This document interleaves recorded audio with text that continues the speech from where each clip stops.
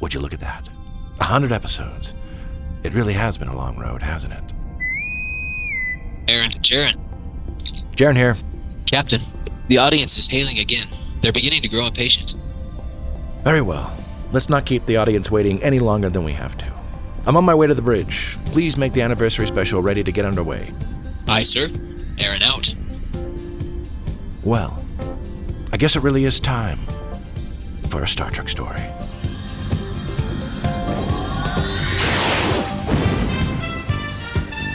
Star Trek Stories presents Venturing Through the Universe, the 100th Anniversary Holiday Special. Starring Jaron Hatch. Also starring Aren Cole, Aren Hatch, Marc Nielson,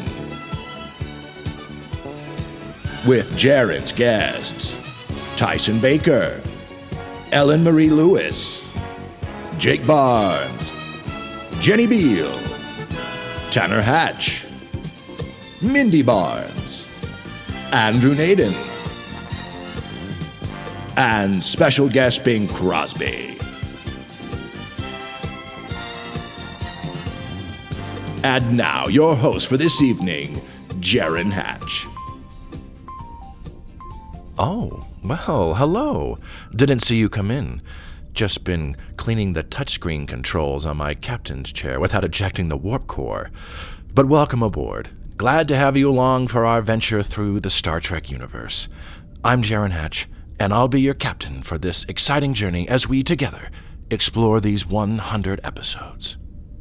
With a television and film franchise that has lasted for almost 60 years, spanning 13 series and almost 1,000 episodes, it can be difficult for newcomers to not only know where to begin, but to even know what's out there to explore. And for those of us who are dedicated fans, how do we encapsulate what this franchise is? Not just to the uninitiated, but to each other. The Star Trek universe is expansive, to say the least, and it can be daunting to go venturing into it alone. That's what this 100-episode list was designed for, to act as a guide for both newcomers and longtime fans to discover what this franchise is and what it means. Being something of an amateur Star Trek academic, I'm always looking for new ways to engage with it. And in early 2022, I found myself consumed with cataloging the different story arcs that play out across the franchise. But what began as a cataloging project soon became something far more ambitious.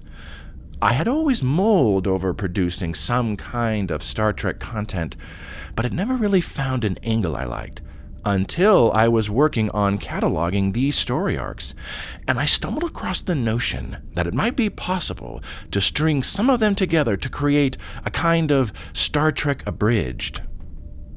In addition to the story arcs, we also had to find a mix of single episodes to complement them, showcasing the good, the bad, and the mid.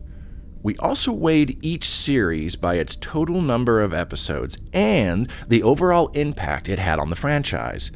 This led, of course, to The Next Generation by far receiving the most amount of episodes, which then led to orienting this entire list around that series and the golden age it ushered in, with classic Trek and modern Trek acting as bookends.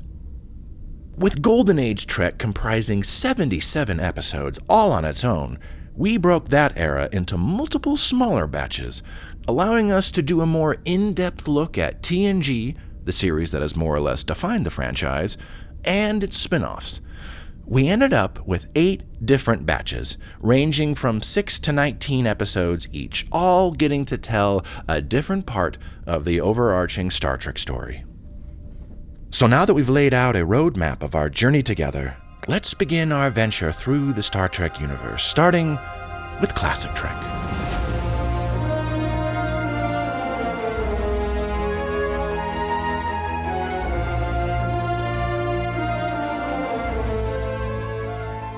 Our journey begins in late 1964, when Star Trek wasn't yet the multi-series phenomenon it would eventually become, but a concept for a television series following the crew of the Starship Enterprise and their 5-year mission to explore strange new worlds, to seek out new life and new civilizations, and to boldly go where no man has gone before.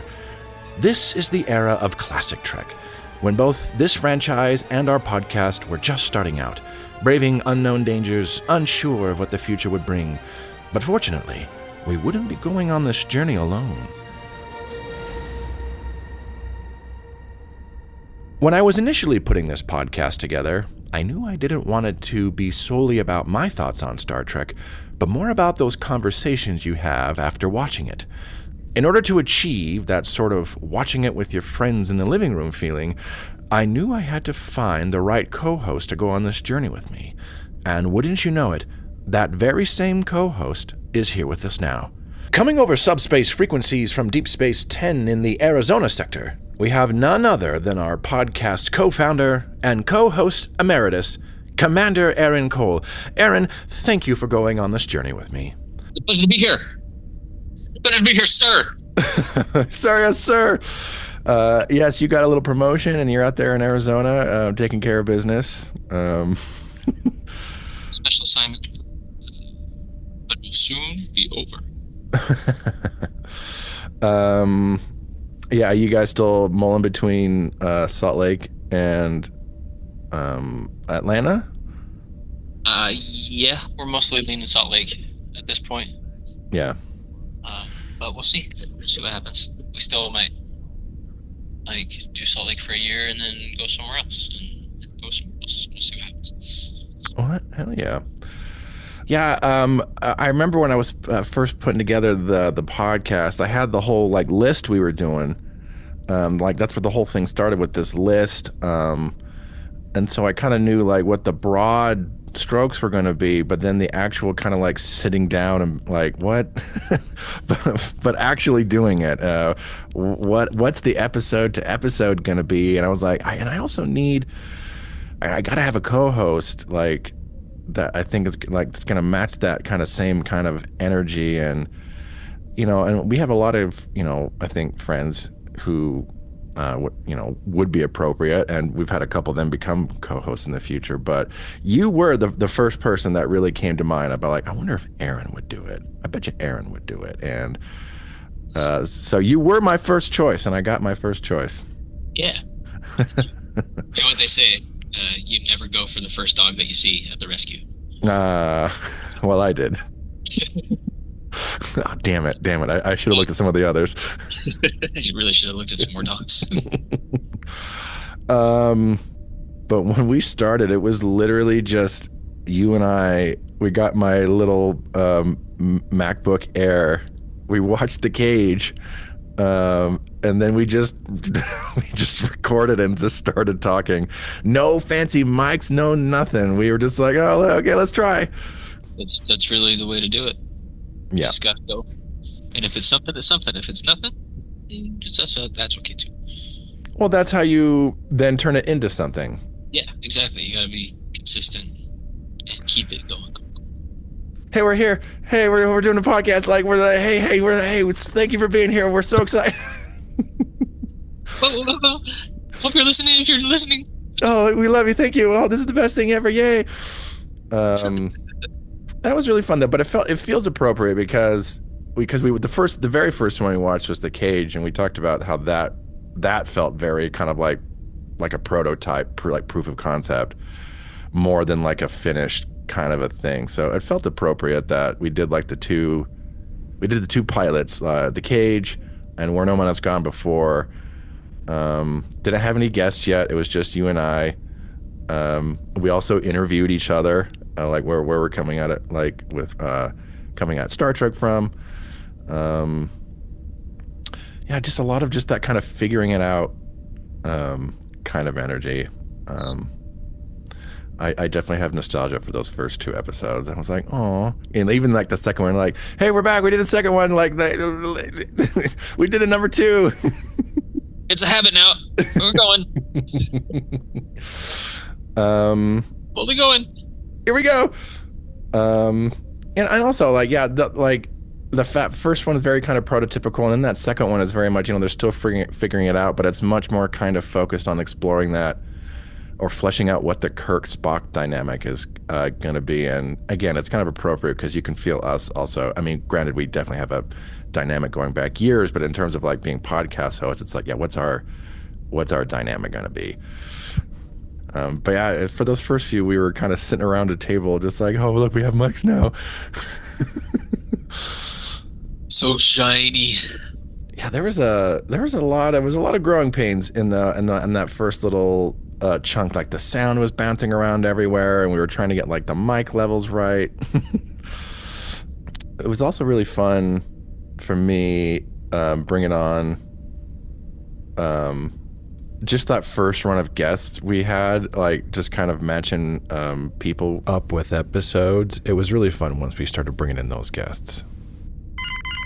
Well, speaking of guests, it looks like there's a turbolift coming up to the bridge as we speak. I wonder who this could be.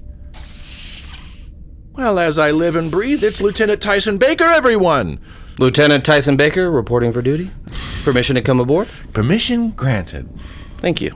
You are our very first guest, and so our first regular episode was with you, and again, also appropriate because our first episode together was The Man Trap, which was the first episode that ever actually aired. What I loved about the first episode in reviewing it is that it doesn't go around the bridge, which you'd expect. Like it's set on the Enterprise, right? And they introduce it with the Enterprise. And it's like, okay, here's all the characters. It's like, no, they start out on the planet. They start out on an away mission and it's actually focusing on Bones, and Bones is commentating like it's a Bones episode. Yeah, and I love Bones. Like Bones is my spirit character. Yeah. I love Bones. Of course. And Kirk is kind of like, oh, we're gonna revisit your old love, and Bones is like, oh, wow. Now I know how you like to pick up women, Jim. There's this kind of like, okay, catch up. They don't give any. They throw you in. They throw you into it, exactly. Throw you into it. It's like all the best Star Trek episodes, they're looking at it from a character's point of view, and that's kind of what we got to do on the podcast. And so it was a great kind of way to kick things off, I think. I'll be brazen. I will give you guys something to Tyson will have thoughts and feelings. Yes, indeed. Yes, that's exactly it. Which is why I love Bones. Bones is like, oh, damn it. We definitely had to bring you on for the beginning and for Bones. But Tyson certainly wasn't our only guest host. And wouldn't you know it, it looks like there's another turbo lift on its way to the bridge. Who is this now? Well, thank God it's Friday's Child, everyone. Ensign Tanner Hatch is here with us. Thank you, sirs. Thank you. Your status report, Captain. The Capellans and Bajorans have taken decks 9 through 13. Oh, no. Were they on a Klingon bird of prey? They may have been. with some Ferengi captaining. Well, Tanner, we have to give you a special shout out because you came on for our first. Thank you. The honor was all mine. I brought you on thinking it was kind of going to be more of just like a meh episode, but if I recall, when we watched, we were like, this is actually not that good. No. Yeah, the more we talked about it, if I recall, the worse it got. Is there any reason to go back to that one other than, unless you're just doing a full watch through? Well, the joke answer would be if I'm recording a podcast going through Star Trek episodes, but not really. I mean, yeah, if it's friends throwing random episodes on, any reason to do that, but there's nothing really to. I mean, I guess if you like watching McCoy slap pregnant ladies around, this definitely prepares you for the filler episodes. This is like, if you watch this, it's like, okay, when I get a filler episode in the future, I know what I'm in for. Yeah, I think that's even how we contextualize it. It's like those just times you just randomly turn it on. It's like, oh, it's this one. Yeah. Or this one? This one? Do I remember this one? TGFC, everyone. TGFC. Well, wouldn't you know it? Now there's someone coming up the emergency turbo lift from the battle bridge. We seem to be open for business today. Well, look who it is, everyone. It's Lieutenant Jake Barnes. Lieutenant Barnes reporting for duty. Welcome aboard, Jake. Happy to be here. How are things down on the battle bridge? They're battling. Ready to go, Captain. We're doing it. Torpedoes, all of it. It was fun trying to pair people up with these episodes, and I was like, Mock Time is going to be a classic, an all-time classic. And I'm like, yeah, this feels right for Jake. Like, the music, and then like the best friends. I was like, this is a Jake episode. Well, I'm very flattered. I loved it. The music in a lot of the original show is badass.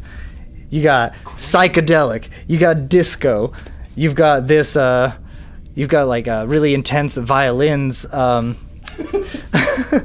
then obviously, the dun, dun, dun, dun, dun. So of course, everything about the music in the original series kicks ass. There's good music in all the rest of the franchise, but that OG soundtrack is so just balls to the wall. It's the sound design too. Yeah, the effects, the sounds on the bridge, all of that. Yes. Yeah. It's as much as I love, next gen DS9, they kind of lack some of those little nuggets. No, it's so much more like visceral and alive and in your face, the OG show. It was really special having you on for a Mock Time. I don't know, like the friendship vibes, the music, I'm like, this is definitely Jake. Fuck yeah. This is definitely Jake. Fuck or die. Fuck or die. I should say, Classic Trek didn't just introduce some of our most prolific guest hosts, but our future co-hosts as well. Standing back here at the tactical station, we have the co-host of the Waning Enterprise, Lieutenant Commander Marc Nielson. Permission to fire phasers, sir. Granted. I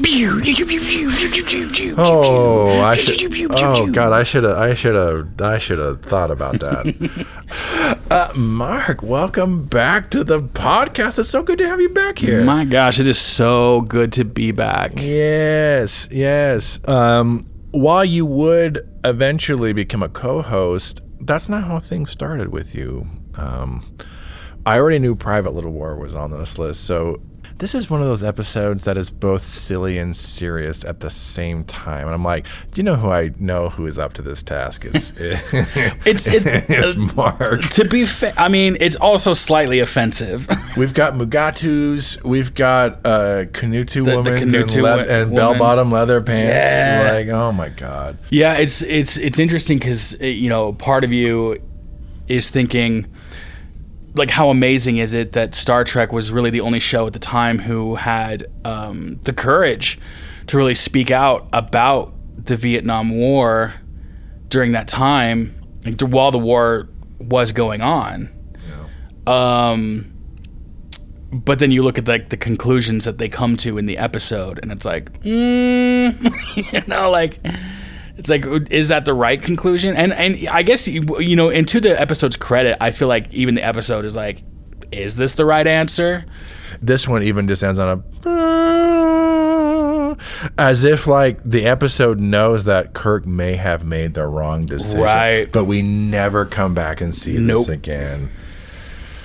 Well, in addition to Marc, our other distinguished co-host is also here with us on the bridge. Sitting up here at the operations console, we have the co-host of Voyager, Lieutenant Commander Aren Hatch. Bonjour. Aren, hello. How are we? I'm great. It feels great to be back on the bridge after my extended shore leave. Before Voyager was a twinkle in our eyes, you first came on for Elan of Troyes. I loved this episode when I was a kid. I loved it. This one and the Miramani episode, those are my two favorites. So This is not a good one. And when we watched it, you, me, and Aren, we were like, oh my God. what is what this? The fuck is this? Gosh. The whole of where everyone ends up, like the whole character arc there, like she does like a complete 180 after that weird conversation they have, oh my gosh, I don't even, okay. Oh, and then we saw them in the turbo lift where he's like sitting there, like he looks, and she's behind him like, I've chosen you. I was like, oh my god, this is just so dramatic. It's ridiculous.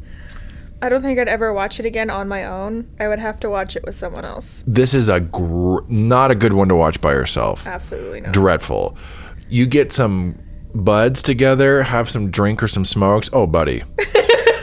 Because we had a riotous time. So like the good. battle sequence and everything, we're like, what is this climax? Well, would you believe it? Just when I thought we were already full, it looks like someone is headed our way from the observation lounge. Who might this be? It's Ensign Mindy Barnes, everyone! Captain. Ensign? Pleasure to see you again. Yeah, as always. Just lounging out in the back there. Observing. Yeah, observing. This is our last, Star Trek the Original Series episode was what you came on for. And we watched from season 3, Is There in Truth No Beauty? Yeah, I do remember bits and pieces of it. I don't remember the whole thing. She was blind or deaf. Yes. And she was she was communicating with an alien with a non-corporeal body. Correct. And there was some sexist shit that was happening. Yeah. And people were very dismissive of her intelligence and only talking about her beauty. Yeah, exactly. And it was oh, well, if you're not gonna fuck me, then well, what do I care? What do I care? What do you have to offer me? I mean, from my mind's eye memory of this, that's kind of is that right, or is that yeah? Okay. I mean, there was other stuff there was other stuff we talked about, but yeah, that is all in there. That is all in there. I'm glad I got one of the original series because that's one that I'm not super familiar with, so I went into it not knowing at all what to expect. And you might say blind. Journey. You might say blind. Whoa. You just make up my brain. Well, what's this now? Looks like my console is picking up someone in my ready room. Now, who would be hanging out in my personal space? Well, of course, I should have known. It's Lieutenant J.G. Jennie Beal. What does JG mean? Junior grade. Junior grade? Esteem me. Admiral Jennie Beal is on I like that much better. We should say that you were actually the first time that we had any kind of co-host that wasn't Aren. Oh, how cute. On the podcast. All those years ago. It was just you and me watching The Practical Joker, the episode of Star Trek the Animated Series. Yeah, it was a good one. We also watched this, we should say, and you were there for this too. We also watched this with Cash and Caitlin. Yeah, they liked it. They did like it. That's good. They almost liked it just as much as Prodigy. I remember you couldn't stop talking to me about the bags under Bones' eyes. Yeah, they were so ridiculous. Why did they do them so dirty like that? Sure, Bones, go ahead. Sure, Bones, go ahead. Yeah, having you on for The Practical Joker was definitely a fun, silly time. That was really cute and special to me. Oh, that was cute. Yeah. A little song at the end.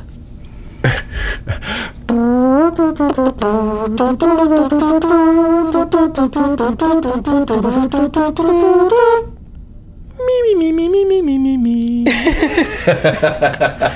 Oh, silly. Super cute. Of course, the big capper to this whole time, this whole first chunk was when we all sat down and watched Star Trek the Motion Picture in glorious 4K. 4 inches, 4K. 12 inches. Power. Oh my god! I mean, for real though, I think we talked about. I'm like, this is a strangely horny movie. Yeah. Yeah. You got what's her face as Voyager's emissary. Ilea. Yeah. I feel like with Star Trek: The Motion Picture, when we did that, I felt like there was some growing pains in that first chunk when we were hitting Star Trek: The Motion Picture. It's like, okay, I feel like the show is more or less here, and it really solidified. Especially that was our first big group episode, and I think that really solidified like really what the show is about. These differing perspectives, but Star Trek: The Motion Picture also itself is about these kind of perspectives and everything. Voyager's perspective, Decker's perspective, Kirk's perspective, Spock's perspective, and then kind of the catharsis at the end of kind of resolving all these perspectives. I feel like that was a good kind of climax to the whole classic Trek thing. It was akin to 2001: A Space Odyssey. There was this kind of like floaty, long burn element to it. And like, and especially in the cut before the 4K, like those shots when they go into Voyager, they lasted. They go for a while. Maybe they lasted 5 minutes. It felt like it was 15, man. Like you're just like, But there was something about it that I loved because it was inherently Star Trek. But yeah, special place in my memory for that film. Going back and listening to that classic Trek chunk, you can definitely hear us trying to figure out the show. I think for the most part, by the time we get to that last episode, Star Trek: The Motion Picture, and I think that one, it's like, okay, I think we're mostly there with like the show at that point. We feel pretty confident. We got like the rhythm kind of going to it. I think the only really thing we hadn't done yet is that the only big thing missing is we hadn't introduced the questions of the day at that point. But I think otherwise we were pretty solid. That was the first time we had like 3 guests, and that was like a whole big thing. Question of the day was a big moment in the show. Yeah, big turning point. I would agree. I think that was a big moment. For this classic Trek bit, we also watched Balance of Terror, Journey to Babel, the Enterprise incident. I think overall good little chunk. That first little chunk was, here we go. But it feels appropriate. It feels like you can definitely hear our show figuring itself out as we're kind of watching these early 60s shows. Which I thought was like it all kind of there's a synergy to it. It filled out over time. Yeah. Kind of like Shatner in seasons 2 and 3. By the time we hit Star Trek season 3, we are bursting at the seams with content.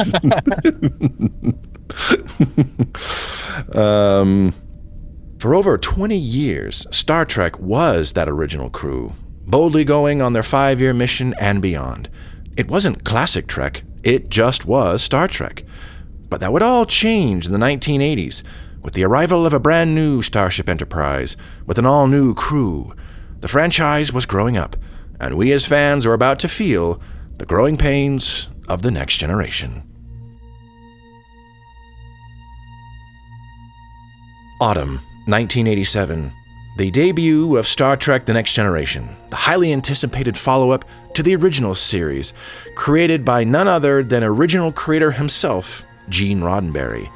However, creating a series that could both live up to the legacy of the original and chart its own path was no easy feat, as cast, crew, and fans would soon realize. But great things sometimes have humble beginnings, as we ourselves found out with our podcast.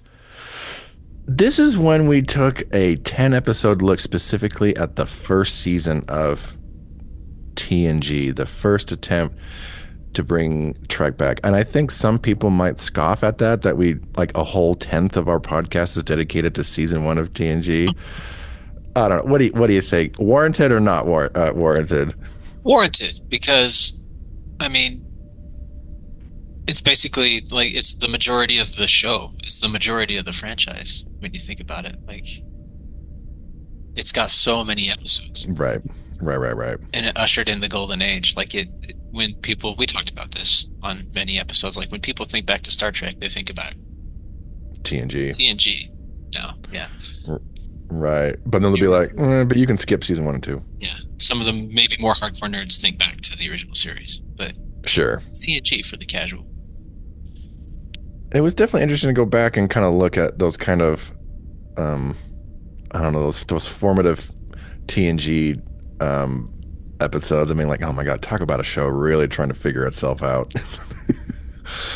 I think we had, but you know, this was definitely a fun watch. These 10 episodes, and it was also interesting in this watching the franchise for the first time, trying to like re-engage the old fans while also bringing in new fans. And speaking of new fans, it looks like we're getting a request to beam aboard. My goodness, I wonder who this could be. It's Lieutenant Ellen Marie Lewis, everyone! I've been promoted! Yes! Now, originally when I was having you come on because you came on for an Encounter on Farpoint, our first Next Generation episode, and originally it was more like, you know, I know Ellen has never seen it, but I'm like, you know, it'd be fun if we did like a little, and we eventually called it our charcuterie board. Yes. It might be fun to have like Ellen come on to kind of, you know, Next Gen is like kind of the most popular, the most like kind of quintessential kind of Star Trek. Let's bring Ellen on for like, now watch like one of these per season and then kind of get a vibe for the whole thing. Yeah, like I really appreciate, honestly, in terms of, you know, because this was the first time that they'd really like rebooted Star Trek in any way, trying to just like immediately immerse you into this like new world, not spending like 3 episodes like world building. We're throwing you in. Right. Sir Dracula is in the water. We start in water. Yes. In the water. Also, we have to shout out the forwardness of the man skirts, the scants. Yes. The thing that I remember the most from that is the first time we see the man skirt, someone like bends down to pick something up and the camera just like immediately like pans upward away from this man. Bring it back. Bring it back. Hell yeah. God, what a first impression. We had Encounter at Farpoint. The opening episode, you know, on trial for the crimes of humanity. Space jellyfish, all the good stuff. And then we watched Hiding Q. This is the one where Q shows up to play the little game with them all, but then gives like Riker the power of the Q. Oh yeah. And we talked about it as we were watching it. Like you can almost kind of track where we are with the show with what Q episode we're watching. What year is it? I don't know. Which Q episode are we on? yeah, right, exactly. These kind of just feel like leftover TOS episodes. Leftovers? Yeah, like they're on these kind of like obvious like planet sets. There's like god beings testing them. I'm like, this is like straight up original series crap. But this time it's like Picard is in the chair. Oh, different directors in charge. Uh-huh. Let's see their spin on it. Yeah, very very TOS coded some of that stuff. I agree completely. And I think as we've talked before, that probably is largely because Gene was still involved in the first couple seasons, so there was a certain element that he brought from the original series, and it's not necessarily a knock, but if you're trying to evolve the series and you've also placed it 100 years in the future, a fuckload happens in 100 years, an entire century. So let's address that. Yeah, they're still kind of stuck for a little bit in TOS mode before they kind of really figure out their next gen thing. Having that many episodes to write in a first season, that's got to be a daunting task. 26 episodes, like man. Relaunching like a classic from the 60s where you know everyone's going to be like, better be good. Better be good. We're going to be pulling from every bag of tricks we got. And in addition to Q, during this era, we also started taking a look at Data and his brother Lore. I'm curious, Mark, your thoughts and memories off of like Data Lore, our first Lore episode. You know, I actually love both characters. I love Data and I love Lore, but in this first episode, they're both not fully fledged out as characters. Obviously, the show is still trying to get its footing, and so is the cast. Yeah. I think there are a lot of good things that we are seeing, but the scripts are sometimes a little rough and ready. You know, it's like there are some ideas that aren't necessarily fully formed, and so with the first introduction of Lore, I just remember thinking, when you first see him, it's just like, how does nobody else, how are they not immediately like, this guy's evil as fuck? Evil Data immediately. Yeah. with like sinister side eyes. Well, they can't hear the bad vibes music. Bam, bam, bam. The vibes are fucked. Really though, but it's just like, without the music, it should be blatantly obvious, especially for people who are highly trained and highly intelligent. This is fine. Oh God, yeah, Data Lore. My God. Shut up, Wesley. Still funny after all these years. Just as soon as he leaves, I'm like, I'm sorry. That, like, I've been wanting to say that for months now. What moment? I apologize, because he still gets that on like the freeway or at the airport. Shut up, Wesley. Shut up, Wesley. Yeah. Yes, I'm Will Wheaton. I know. Awesome. I'm Wesley. Oh, poor Will. I guess life is just full of little surprises. And speaking of surprises, I'm receiving another communication signal. Looks like it's from the starship Skagway in the Alaska sector. I can't imagine who this might be. Captain! Well, color me surprised indeed. It's Ensign Andrew Nadon, everybody. Captain! A piece of the glacier fell off the mountain into the fjord, and it sent a tsunami our way. Please, save us. Andrew, it's on the agenda. Yeah. You came on for 11001001. For all this episode's like 1980s isms and flaws, this is actually pretty timely and pretty ahead of its time. We were talking about people committing suicide because they had lost their AI relationship, or at least threatening it. But I'm like, that was 2 years ago. Like, look at where we are now. It's crazy. I mean, there's definitely like evidence of like people now treating their AI like their girlfriend or whatever, because it can talk to you in its weird little fake way. It's been a long time for me to remember all the details from that episode, but I do remember it. I have an idea. Let me just check with ChatGPT. I bet it will give me a nice. Oh yeah. Well, let's ask ChatGPT. It'll tell me everything. Yeah.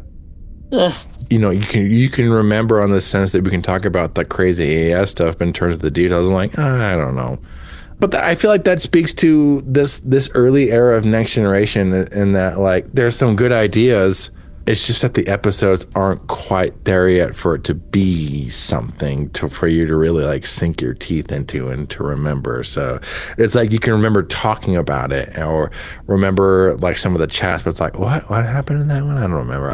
I vaguely remember. Yeah. Yeah, we definitely watched some others. We watched The Last Outpost. Cass, your wife, came on for our little first Ferengi episode. Oh, like, here are the big bads. Oh no. Phaser whips. We also had Scott come on for Where No One Has Gone Before. God, we had a trippy conversation with that one. I forgot how much I had to edit because we went down the fucking rabbit hole with that one. Kai came on for Haven, best Haven content in the sector. Adriana came on for Big Goodbye. that was really fun too. Also, early holodeck stuff. Carlton came on for Skin of Evil. And my friend Liz came on for Neutral Zone. Definitely season 1. Do you think it's still worth going? I mean, like, we kind of, had an academic reason we were looking at TNG season 1. I don't know. Is there a reason to go back to that unless you're like doing like a full watch through? Or is this other stuff just really just watch this? If you're a fan, I'd say sure. Why not? Marathon it. But like if you just want a smash ring, I don't know. Mm-hmm. Just pick the highlights. Pick some top 10s. A lot of potential in this era, I would say, but I think overall, I would say it's kind of goofy idealism kind of sabotages it a little bit. Like, come on. Oh, come on. Is that really how we're going to deal with this? Yeah. I see what you're trying to do, just not quite, guys. But not quite. Yeah. Fortunately, this early potential would not be wasted, as after Roddenberry took a back seat to let some new voices steward the show, we would soon find ourselves in the TNG Renaissance. From 1988 through 1990, The Next Generation was in a transitional time. Throughout the second and third seasons, new showrunners Maurice Hurley and especially Michael Piller made a concerted effort to up the ante for the struggling show. They loosened things up a bit from its stiff first season, focused more on the characters, and raised the stakes for the new show. The result is one of the biggest glow-ups in TV history. At least in my opinion, I don't know, what do you think? Is this one of the big glow-ups in TV history? Oh yeah, like once they hit their stride, it kicks so much ass as a show. It's awesome. TNG's great. Yeah, the TNG Renaissance. We definitely had some good little episodes, and we did a few twofers in this one as well. But definitely some interesting stuff. Ellen, so this is when we started really doing Ellen's little like TNG charcuterie board. We brought you on for a couple of episodes in this chunk, 2 very different episodes. Yes. we brought you on for The Measure of a Man and Menage a Trois. Oh my God, like, let's do the polar opposites. Here's some good and here's some not as good. Menage a Trois. One more of like an all-time, I think probably the first all-time classic from the show was The Measure of a Man. I don't know, what do you think? Do you think that still stands, Measure of a Man? The first all-time great? Yeah. Yeah, you really, it's got to be something, right? But I'm like, does it really take until like partway through season 2 to get an all-timer? Hey, I mean, we said it at the time. Must be true. Must be true. Yeah. Yeah. Don't question it. I think that was like kind of one of the first like very universally beloved ones that I got to watch. Yes, and I think when we watched it, we're like, yeah, this still holds up. This is still great. I mean, we're having to argue for someone's kind of personhood, and now it's like this, albino android, but again, why can't an albino android? Why can't he be a person? Right. Like, you can kind of do that with anyone. It's like, why not? Yeah, really good one. Definitely. And with him being an android, being like artificial intelligence, like we've since recording that episode, like the way people have like communicated even with AI has like exploded. Like the thing with Data also is like physically, like this is someone who looks like a person, someone that we've eventually learned can reproduce. Many decades later, we learned that Data fucked at some point. Sure. And had twins. Yeah. But I don't know. It's like kind of interesting to think back on like that was like a, like that episode does have like a lot of suspense to it, because there is this kind of idea of like what makes something human that I think it's getting blurrier for like the culture at large now than definitely since when that episode came out, but even in the last couple years, I feel like. Yeah, interesting. I mean, an episode of TV that has aged extremely well. Yes. We also watched Menage a Troy. Yes. But you were a fan of this one. I had an incredible time. I know that this is a very infamous episode, but I am someone that, kind of in terms of like where a lot of my pop culture biases lie is I love camp. Like I love things that are very silly and over the top and goofy. Like we said, with just kind of like the first episode that I saw of the original series was the fucking die one, like the Vulcan mating season. It's something that I just really love when something can be like kind of silly, but also like sort of in on the joke. Like they know it's a ridiculous episode. Shall I compare thee to a summer's day? To a summer's day? Interesting little episodes for Ellen. Measure of a Man and Menage a Troy, but I think it gives you a good kind of, it almost sense of a benchmark. Here's at its best, and here's Star Trek at its goofiest, and there's going to be a lot of stuff in between this. We had Jake coming on for a couple of Q episodes, and these were really interesting. Like, because we had watched the season 1 Q episodes, and we were just talking about how they almost kind of feel like TOS throwbacks. When we did these two, Q Who, which is when Q introduces them to the Borg for the first time, and then we did Deja Q, where he loses his powers. And I feel like for both of those, we're like, okay, here we go. Like, this is not what they would have done on TOS. These are both different kinds of episodes. They're both great. And I love that in the first one, showing the Borg kind of humbles Starfleet in a way. But I also like how in the where he's stripped of his powers, it's self-reflective. It's looking at humanity through a lens of someone who's not human. And it's one of those episodes. It's kind of cliche in a way, but it's still great. Yeah. Because it makes you grateful for the simple things in life, and you kind of reflect on the things that we take for granted day to day that Q either enjoys or struggles with. And yeah. So in that sense, I really liked that one because it was very self-reflective. The other one may have been maybe more interesting storytelling in a sense, but it doesn't have the same internal look as the other one has. The other one makes you think more about your place in the world and makes you reflect on gratitude. Yes, I find them to be actually interesting companion pieces because I kind of feel like they are the inverse of each other.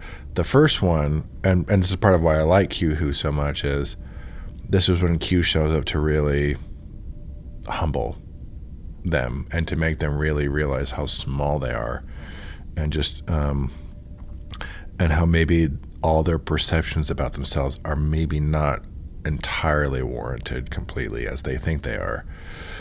For Deja Q, I personally prefer Q Who, but I wouldn't say by some like huge margin or anything like this. And I say I think they're interesting companion pieces because it flips it, because this is when Q gets humbled. Right. And Q learns what it is to be human. But then the crew also has to learn, like they're in the position of power. They're all shitty to him, which makes sense, but Q's always shitty to them and when he's in the position of power. So there's an interesting like inversion of the power dynamics that's really interesting to observe in that one. Yes, and the lessons learned in that one I think are a little more tangible to take into the real world too. Forces me to reflect in a really positive way. Yeah. And it's like, man, all the little things. I'm so lucky that I get to get up every morning and that I have the means to take care of myself and such. For a long time, because we were ranking the Q episodes that we went, and the general consensus for a long time was that Deja Q was the best one. Yeah, as far as like pure Q episodes, I'd say I'd stick to that. The other ones,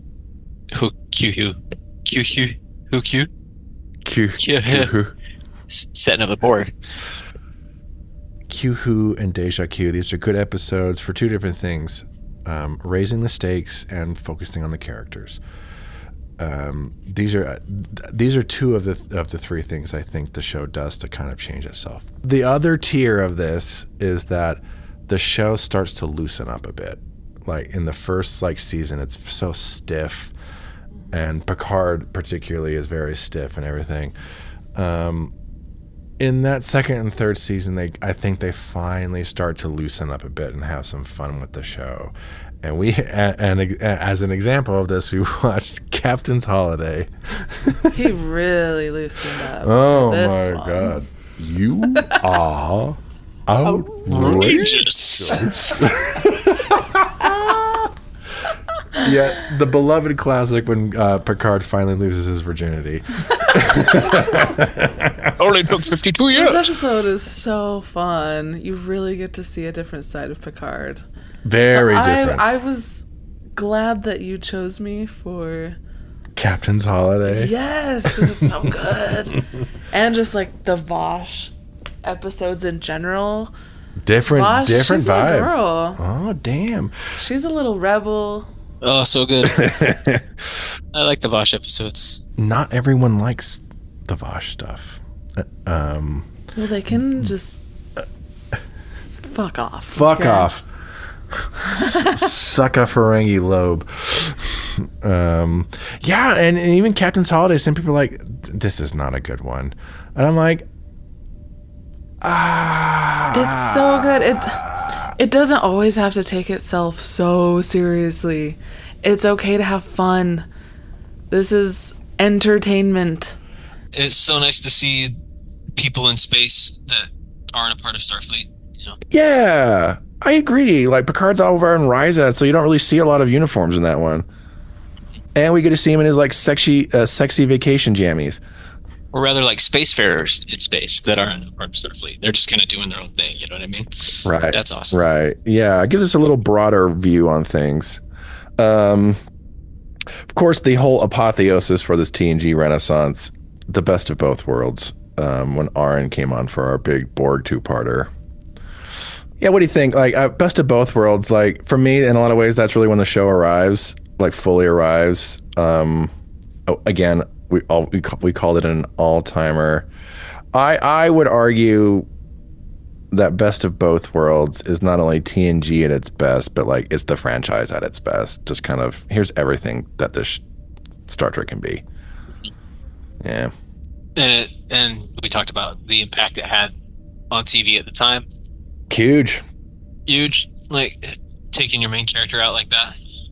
Yeah, when I think of TNG, I mostly think of like this plus, this and everything that came after it. Yeah. I very rarely think of like the first 3 seasons. Sure. I know one of the more hot take things about you being a hardcore Star Trek fan is that The Next Generation, which is generally considered to be the best one. I think if you polled most, like... The Star Trek of all time. It's the Star Trek show of all time. This is not your favorite. No. No, it's toward the bottom. It's at the, if we're just talking classic Trek, like we're ending with Enterprise, TNG's on the bottom. Why does this show not quite do it for you? Really big one for me is, yes, these people are definitely future people, and they're great people. I would love to know them in real life, but they're missing something. Which is why I like Deep Space Nine, because they do feel like they're people from another time and place, but they still feel human and flawed. More fleshed out. And one of the reasons that I really like the best of both worlds is because it feels more like what I want. There's there's more like there's more interpersonal conflicts. Shelby and Riker. You know, it's not everyone being like, yeah, I'll support you, buddy. Yeah, I'll support you, buddy. Yeah, you know, and they have to make some hard choices that might have disastrous consequences. You know, and I really like that. Yeah. As a TNG skeptic, would you? I think most people say this is, in many ways, the franchise at its best, kind of showing everything this franchise can do. Would you agree? Yeah, sure. I wouldn't be opposed to that. Yeah. Maybe not have it quite in the same regard as some fans, but more or less still kind of truck with it. Yeah. Yeah. It would have been easy, I think, in the hands of a lesser show just to it's the one where the captain goes missing and he's the bad guy, which of course is incredible. But I think what really elevates it is the fact that it's this is actually a Riker episode, and it's a really good Riker episode. Perhaps the good Riker episode. Yeah, yeah.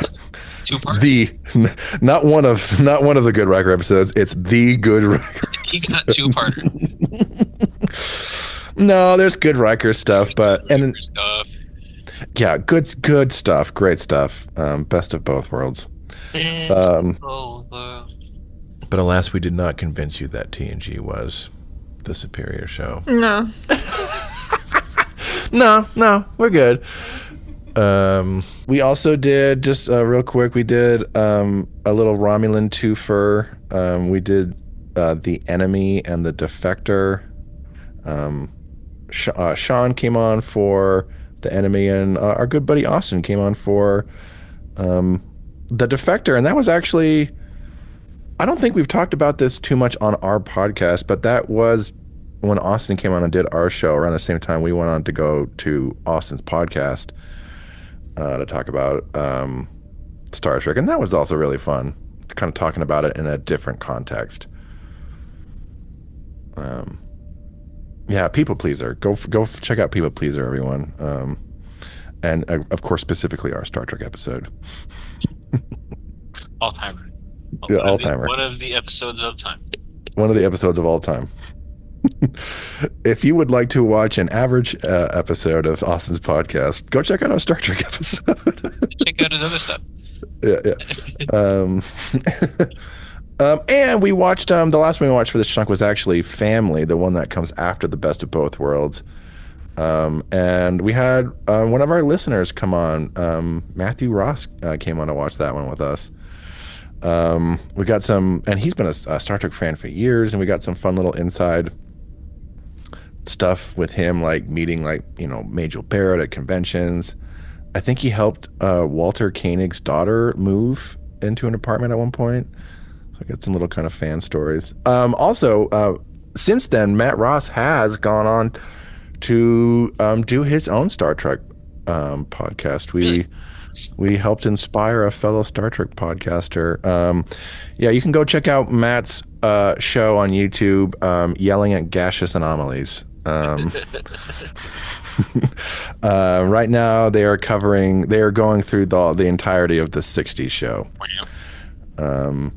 He was like, oh, you should, I remember when he was first listening, he's like, you guys should just keep going on with the 60s show. And I'm like, well, we're doing this other thing.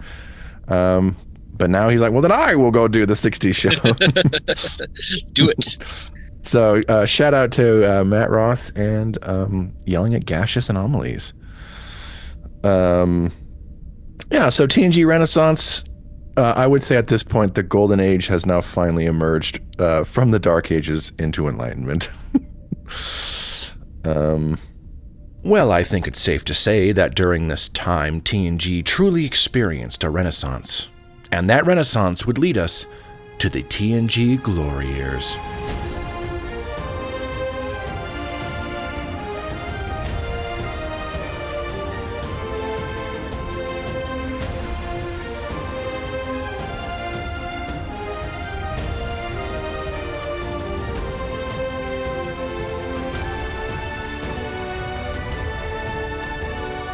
(1990 through 1992).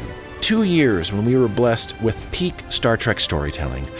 The 4th, 5th, and 6th seasons of TNG saw the show in its prime, churning out banger after banger, finally eclipsing TOS and nailing down what quintessential Star Trek is. Character-focused, high-concept sci-fi drama with strong thematic messaging. For years to come, when people would talk about Star Trek at its best, when writers would look back to find the benchmark for writing future episodes, this is the time period they would all be looking at. TNG, we talked about it being like quintessential Star Trek. What do you think? Like, especially by this point, does TNG for you eclipse TOS? It do be like that. It do be like that. Is there anything that TOS has or over TNG or does better than TNG, do you think? Movies yet? Have there been movies at this point? They've been doing the TOS movies. I would absolutely agree the TOS movies are much better than the TNG movies. Yeah. Some of the vibes are really... I like the dramatic vibes in TOS. Sometimes TNG gets a little bland from time, like in some of those kind of filler episodes. It doesn't feel like there's as many filler episodes in the original show. It's either like this crazy awesome stuff or this like, what the fuck was that? Yeah.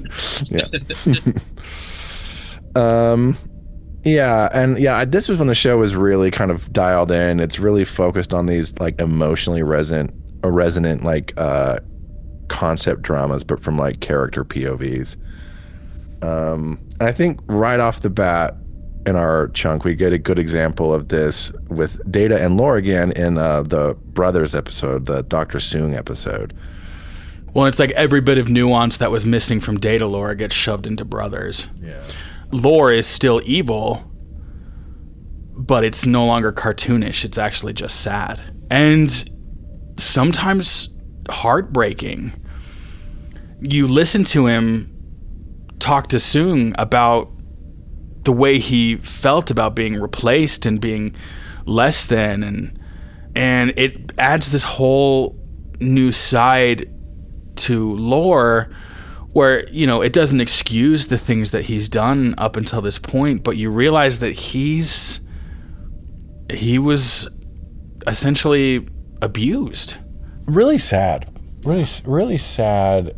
And then Soong dies and Data has to be there, but he can't quite feel the emotion. No. Because Lore has the emotion chip. It's like, it's pretty sad stuff. It is.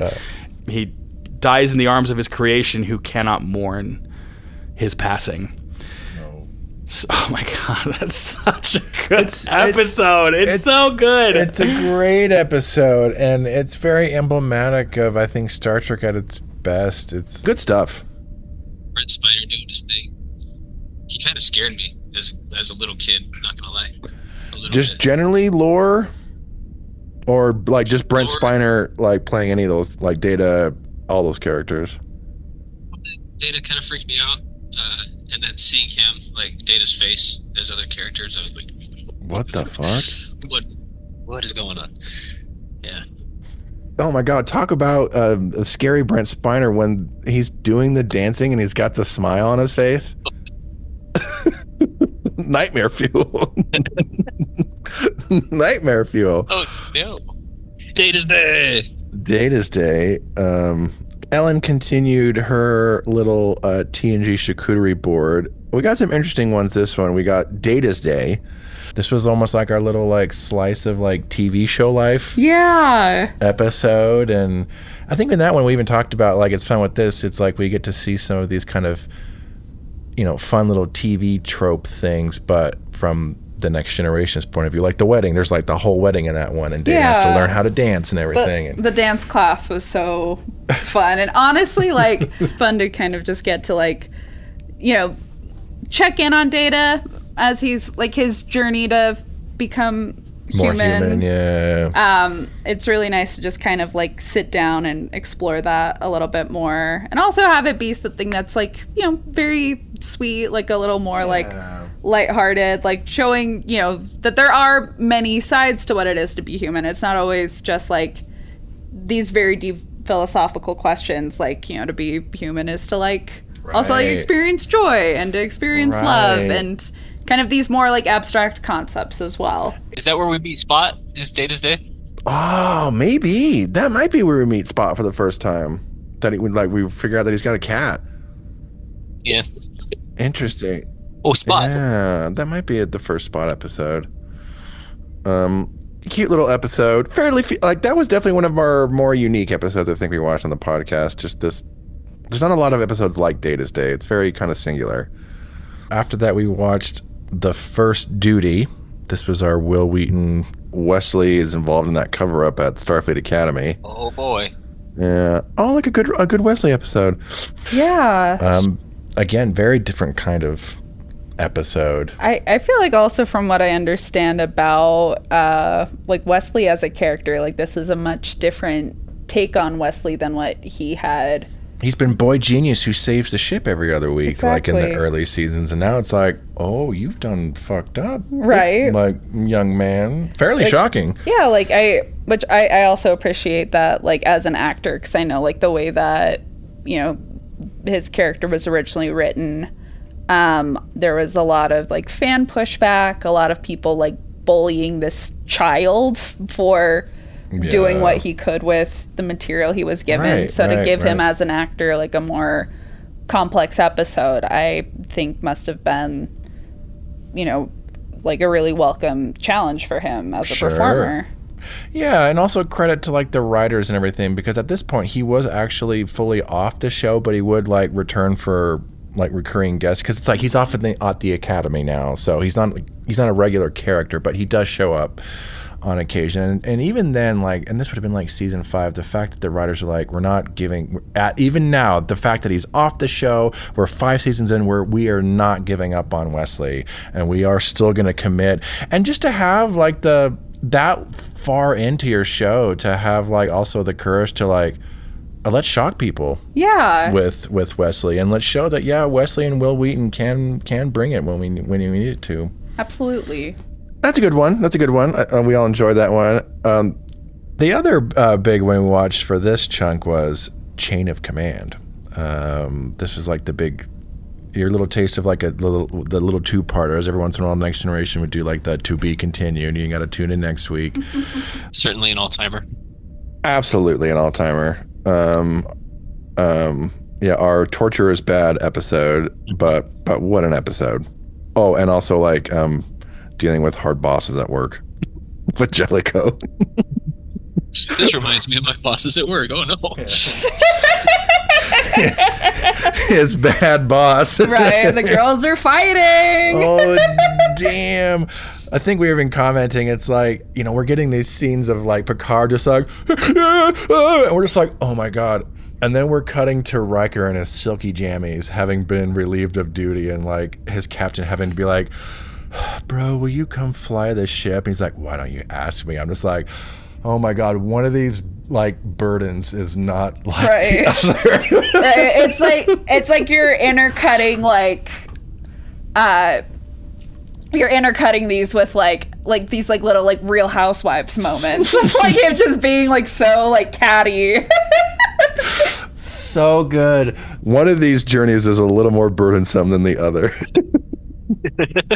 Oh, the struggles of Riker. We all have our burdens to bear, some more than others. Hey, everybody has bad days.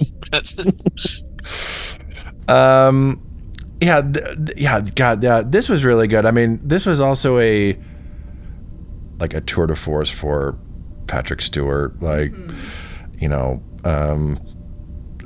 especially that part 2 episode, just all the torture stuff he does, and the fact that he had done like research and talking with like I think Amnesty International, and like they were looking at he worked with them to look at kind of footage of people being tortured. He's like, if we're gonna do this, we need to get it right. Even if we're doing a space show, it's like we need to get this right. I really appreciate that attention to detail. Yeah, because I mean it shows. Yeah, and also to like make sure that like if we're doing this, we're gonna do this right. Like we want to be like responsible in our portrayal of something as well. So the fact that he did that kind of outreach, like I think that's really admirable. Yeah, it makes a huge difference, and it's like, again, kind of showing really what the show can be when it's like firing on all cylinders. It's like, oh damn, like we're going here with this.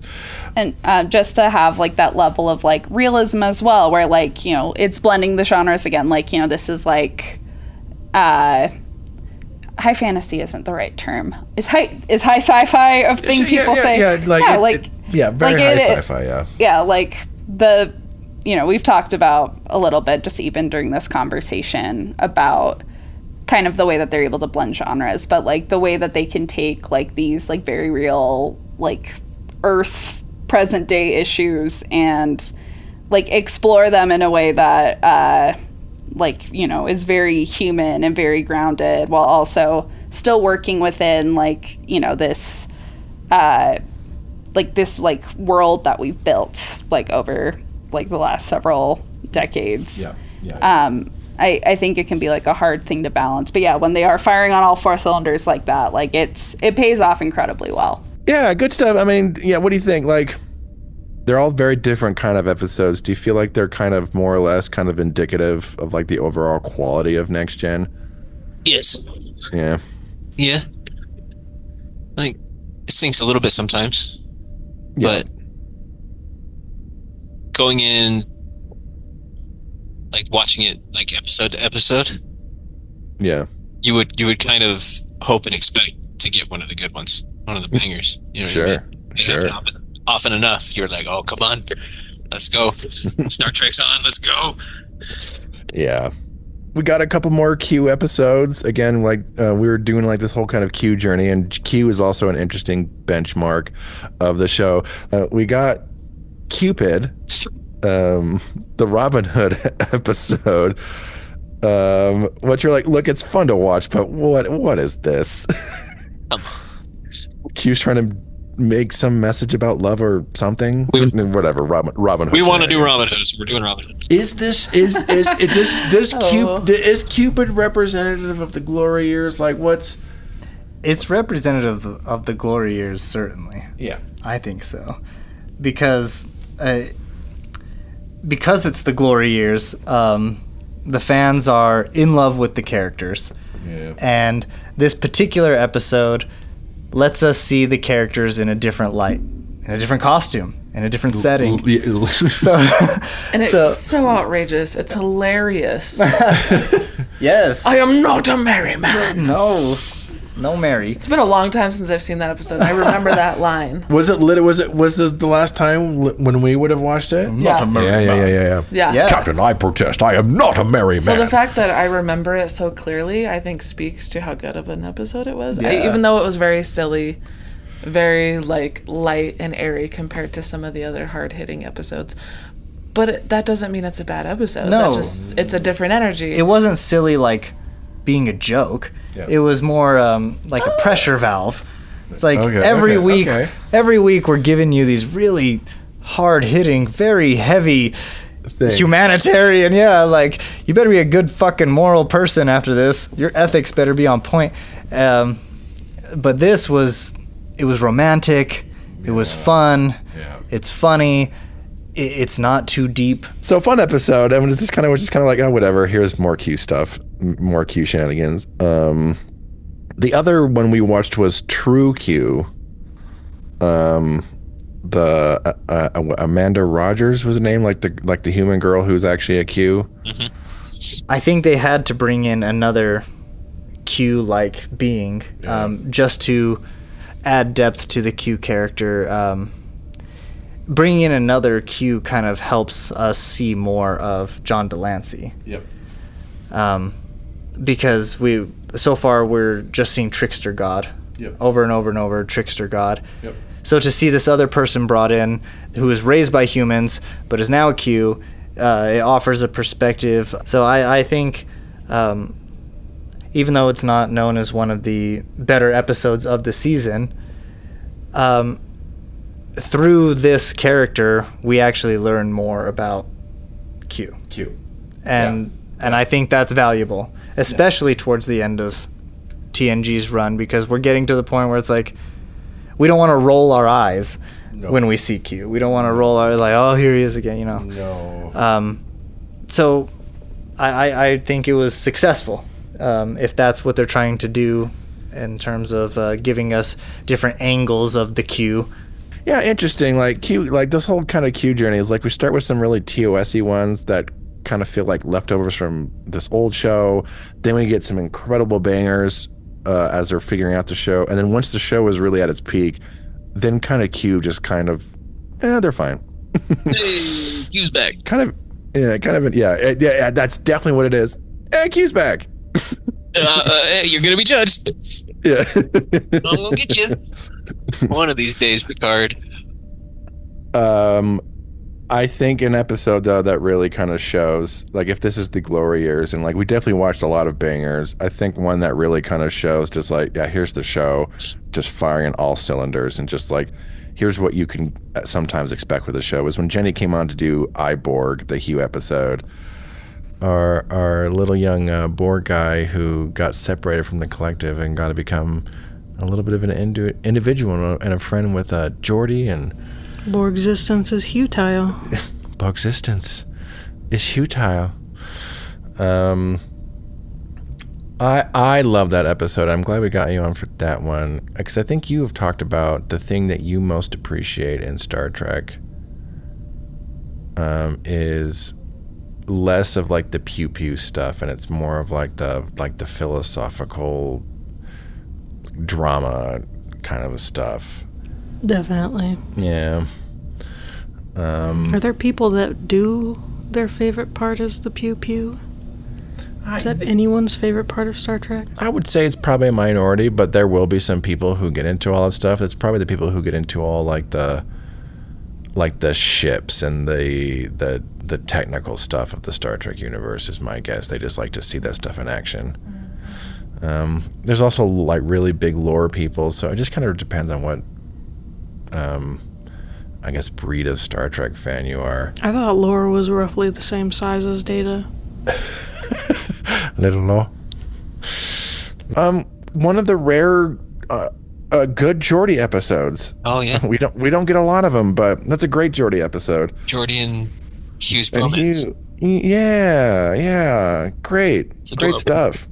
This is like the ideal Star Trek episode. It's emotional, it's philosophical, it's character driven, like peak sci-fi stuff. We definitely watched a lot of other bangers. We watched Remember Me, the Dr. Crusher Bubble Universe episode with Scott. I quote it all the time. So good. If there's nothing wrong with me, then there must be something wrong with the universe. Without a shred of irony. Dead serious. So good. We got Future Imperfect, Riker's kind of like weird little imaginary future episode. We did get one. We got one non-banger. We got Final Mission, where Wesley's last mission on the Enterprise, they get stranded on the planet and then got to figure out how to get the water in the fountain. What the hell was this? Are you proud of me, Daddy? Yeah. Yeah, basically. I envy you, Wesley Crusher. God, kiss already. Should we do like a farewell with him and his mom? Man, we don't need that. Wait, Beverly's not really in this episode? That's weird. Yeah, don't think about it. It's all about the Picard and Wesley dynamic. Come on. That we've come to know and love. Yes.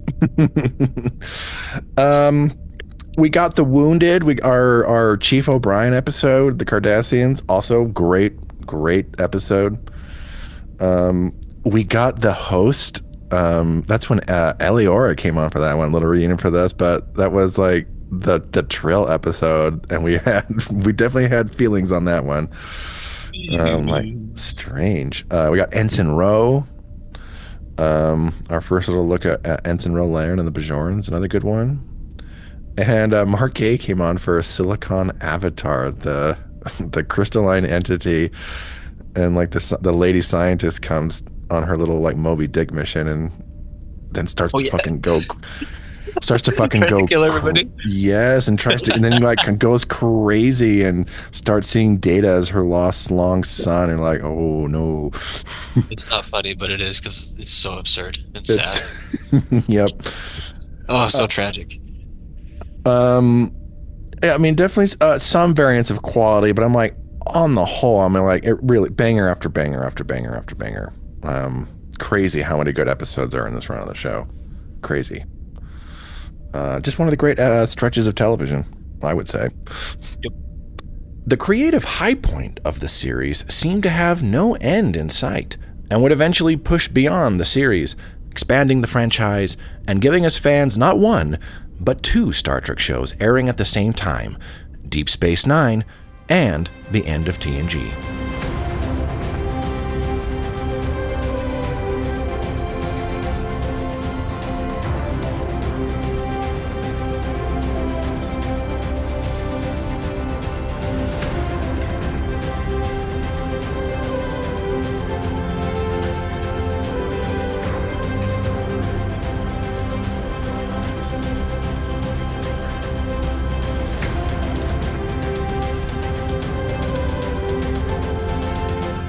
1993 through 1994, when Star Trek was arguably at the height of its popularity, the ratings for TNG were only climbing and climbing. And now, there was a new kid on the block. With DS9, there was a concerted effort to do something different to the shows that had come before, and wanted to see how far they could push the franchise. Week after week, we were treated to your bread and butter Trek with TNG, followed by a generous helping of alternative Trek with DS9. Suffice it to say, it was an exciting time to be a fan of Star Trek.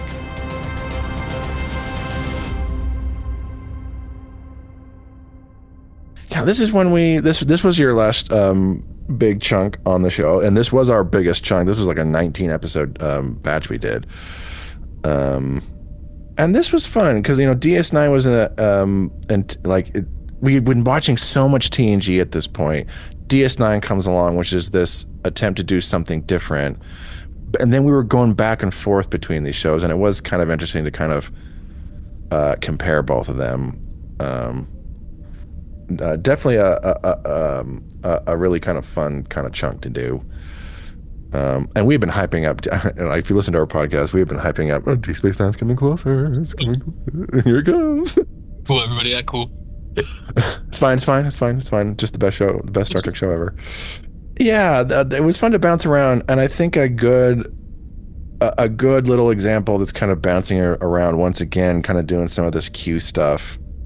We watched Q-less, the DS9 Q episode. Even though Q is in this one is definitely more of a Vosh episode. I did feel like, crossover episodes are always fun, sure, but I do feel like this one was kind of just thrown together like, it's Q! Yeah, and it's Vosh. Like, remember guys? Maybe. I don't know, because I feel like it easily could have been done with the Deep Space Nine characters. And there wasn't any real connection to them. It was just like, these people are randomly thrown here. Yeah. It was still a good episode, but it did feel kind of thrown together. And I felt like it wasn't a Deep Space Nine episode. Like, none of the Deep Space Nine characters were even highlighted. No. Except for maybe like one scene with Quark. Quark gets to shine because Quark goes in business with Vosh. Yeah. So Quark does get to shine, but other than Quark, it's mostly the Vosh and Q show. Yeah. Yeah. I did enjoy it though. A fun watch. This is also probably the weakest of the Vosh episodes, I think. And he's just an asshole to Vosh. He like practically kills her, if I remember right. He makes her like sick and like she's like oh, dying. Come on, you need me, right? Like the most abusive ex-boyfriend. Yeah, terrible. Nah. Terrible. Yeah, interesting little. Again, final Vosh episode and a strange pit stop for Q. Yeah. As much as hyping it up, I'm like, they're not all going to be winners. I remember that. That's ringing bells. Yeah. We watched the TNG episode after this, and these would have aired relatively close together.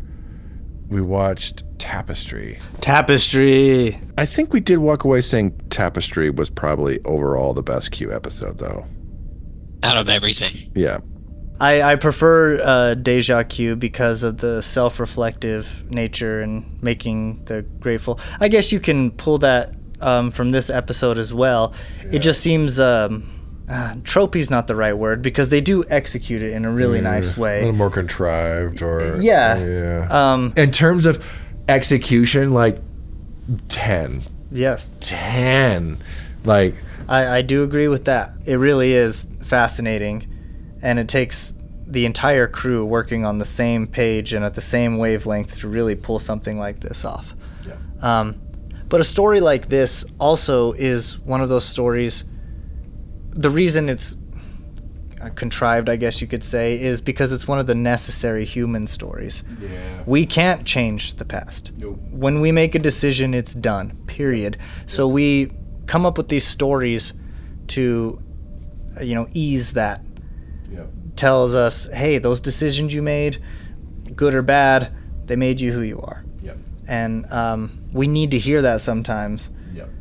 Because we live in a world where we can't go back and change things. So those stories put us at ease. Yeah. They put humanity in a place of survival. Yeah. It was really interesting kind of comparing, like, watch these back to back. Like, you can really feel like at this point, like with the DS9 episode, DS9 feels really experimental, and TNG kind of feels like it's like at the peak of its like prowess. But this was also interesting because this is also when DS9 shows up, though. This is also when TNG starts to kind of like, as much as we had this awesome tapestry and they still do good episodes, this is when we start to see a little bit more of a decline for TNG.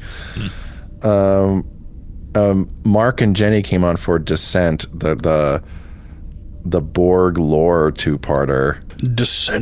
Descent into madness. And I mean, after coming off of Borg, which we were all like, oh, this is so good, this is wonderful, and then this was some kind of follow-up we did, and it was just like, what the what the fuck is this? And he was barely in that one. Yeah, I remember being unimpressed with that one and having some, I think, complaints about some plot holes or something. I feel like what's going on with the Borg is a little unsatisfactory as well. For sure. They feel nerfed. I don't know, like less scary. Yeah, for sure. And the lore thing ended up being a part of this. I don't know, final thoughts on the Data Lore Brothers Descent. What's your feeling on this whole story arc in the Star Trek franchise? I think there's, you can see exactly what they're trying to do with it. There's a lot of really good things within this like 3-episode arc, especially for Data's growth, because he does experience growth even in Data Lore, that first one, as cartoonish or as goofy as that episode could get at times, and then obviously massive growth within Brothers. But I do think it's the conclusion is not my favorite. No. I do feel something was missed there, and part of me does kind of wish that if you're going to conclude the Data Lore saga, you should just do that. They didn't need the Borg. It was a cool, like the whole concept with the Borg being like having emotions and things like that. Like on paper, interesting, and could have been its own thing. Like like you were saying, because they had both things going on, neither really felt satisfactory. So it is disappointing the way that it ended. However, the growth and kind of getting to understand Data's character from the previous episodes, for me personally, I feel like is essential. Yeah. To the show. I remember we were like, this could be really interesting, like exploring Data's first emotions and its anger, but then it just instantly turns into, Oh, anger. I want to kill Geordi. Not a lot of nuance there. Lots of nuance. Yeah, I mean, very aptly titled Descent. It's almost like you can almost literally see the descent of TNG kind of right there when you going into and that's the season 6, like season 7 kind of closer opener, and season 7 is when that show starts to kind of dip a bit. They want to do the movies. Yeah, well, we just want to finish the show and do the movies. Come on. Speaking of Deep Space Nine, though, if we're talking about TNG starting to slide, this is also when DS9 is like picking up. This is when we had Tanner come on to do like the whole Circle Lee Nahlas trilogy, the Homecoming, the Circle, and the Siege. And that was interesting. That was the only time we attempted to do 3 episodes in one day. Oh my gosh. Remember that? Yeah. It was a big one. It was a big boy. We have not done it since. I'm like, okay, I don't think we'll do 3 ever again in one day. The 3-parter. But we did it. We got lots of pizza and booze and. Oh, by episode 3, we were feeling it. Oh, the Siege. Oh, yeah, that's for sure. And we did talk. I mean, we definitely talked about flaws of this 3-parter, but I think we were like, this is really interesting, like compared to, especially coming off of like Descent. Right. I was gonna say, it's just like it does feel like the swap is like there in terms of kind of the overall quality almost, or like taking the reins. Yeah. But I distinctly remember we had a lot of, especially in the Siege. It's like we had a lot more complaints, and it's like. They weren't like incredible, but fun to watch. Just like, so if that's where the swap happens, it's just like that speaks more to the quality of Descent than for Deep Space Nine. Right, you can definitely tell. It's like despite the issues they have, you can definitely tell. This is like this is something new they're trying. Yeah. And like basically like makes you for like they don't come out ever and say it, but it's like you get that feeling, and you're just like, okay, I know there are problems with this, but it's just like. It doesn't matter because I know they're trying to do something different, and in a lot of ways they're succeeding. So, I mean, they're still enjoyable to go back and watch and stuff. But I think like the lasting legacy is all the long-term stuff, because it helps solidify politics on Bajor. Vedek Wynn comes back. Yeah, Vedek Wynn comes back, and it's like you have the council members with the provisional government, you know. The inter-party dynamics of like Bajor, you know, and then the Cardassians are involved, the Federation's involved, so it kind of gives it more because it's not exactly clear, even though they explicitly say it's not exactly clear in the first season. It's like, so what is the Federation actually doing here? Yeah. But then it becomes clear. It's like, okay, no, this is a Bajoran station. They own this. It's their property. They just have the Federation running things. Yeah. Yeah, it's like UN peacekeepers kind of coming in. Right. It's essentially what it is. And they're there at the, you know, behest at the government. Yeah, at the government, and they can kick them out whenever they want. Yeah. So it solidifies all that, and then all the character stuff with Kira, and even just the crew, the wider crew, because a lot of people are involved throughout all of them. Yeah. Basically, everyone gets used. Yeah, I mean, even that scene in the beginning of the second one where everyone's in Kira's quarters and they're like, these are my friends. These are my friends. And I think this is the first time, because that first season they're all much more kind of in conflict or separate from each other, and that's the first time they really feel like, oh, they're like a little bunch, a little band. Yeah. But even the characters are kind of all getting to branch out a bit, like because like Bashir, you know, he's leading groups with, you know, in like the Siege and whatnot. He's doing non-doctor stuff, you know, beyond just because that's basically all we ever see him do in the first season, really. And then, you know, Dax gets to lighten up and have fun, do something, do something. Even though they end up shoving her back into the same old story immediately after, but like, she gets to do stuff, you know, and she's having fun, and she's doing engineering stuff and stuff, and like it's really good, even though it's not. It feels like here is a kind of proto snapshot of what the show is going to look like going forward. Also, with some of the more serialization kind of going. there's a lot of stuff in there that kind of feels like, oh yeah, you can see them.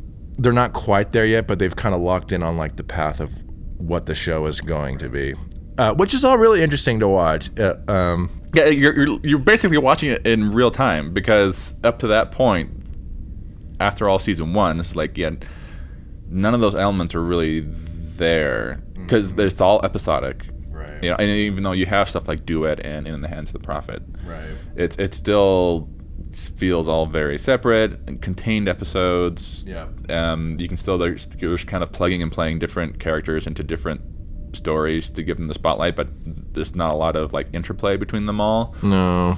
So yeah, we get things feel more like cohesive, and it feels more like they're in that kind of living world, kind of a thing. Bareil coming back, Wynn coming back, Dukat, Rom. Like, yeah, we get to see a whole bunch of stuff kind of like continue to be fleshed out. Interesting little trilogy of episodes, but a good little kind of indicator of like D Space Nine at the time, and just like, okay, yeah, we're doing some interesting serialization stuff now. Interesting. Should we just watch Deep Space Nine again? Should we just watch Deep Space Nine? Deep Space Nine. No, that, I mean, we don't have to. I'm not. Wanted to.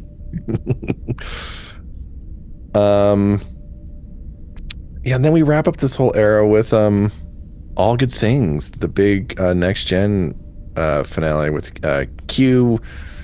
We had Ellen and Jake come on, and such a solid finale. So good. Picard going through the 3 different timelines. Another great performance with jumping around in time. Crazy. What's cool about that episode too is when you're jumping around to the crews at different times, even in the beginning where they're all skeptical of each other, they still have the awareness of being Starfleet officers and such that they're going to listen to their captain.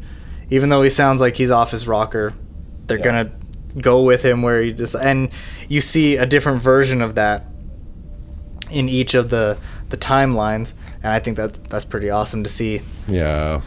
Even though the trust isn't fully there, the trust is still fully there. Yeah, like, it was interesting looking at how they ended that show, and it's such a beloved classic, and they went with the more, like, thematic ending. Like, it wasn't necessarily about, like, wrapping up all these plot threads. There was just a little bit of that, but it's more like we're gonna do the ultimate next generation episode, but then like let that thematically conclude this for the characters and the audience. And I really like that approach where it's like we will tie up some of the loose ends, but it's not all housekeeping. Like we really want to like have the emotional journey be the main focus. Yeah. Like the character development is, up front. Yeah. Fantastic. You couldn't ask for a better last episode. Truly. The finale of the biggest show. Of the greatest Star Trek show. Yeah, we got some good stuff in there. Yeah, because in Deep Space Nine we watched Emissary, the pilot, which I think we all agreed, like we agreed that like this is the best pilot of them all. That first DS9 episode is chef's kiss. We also got a shout out Wes from the Star Trek podcast Penske podcast. He came on for A Man Alone.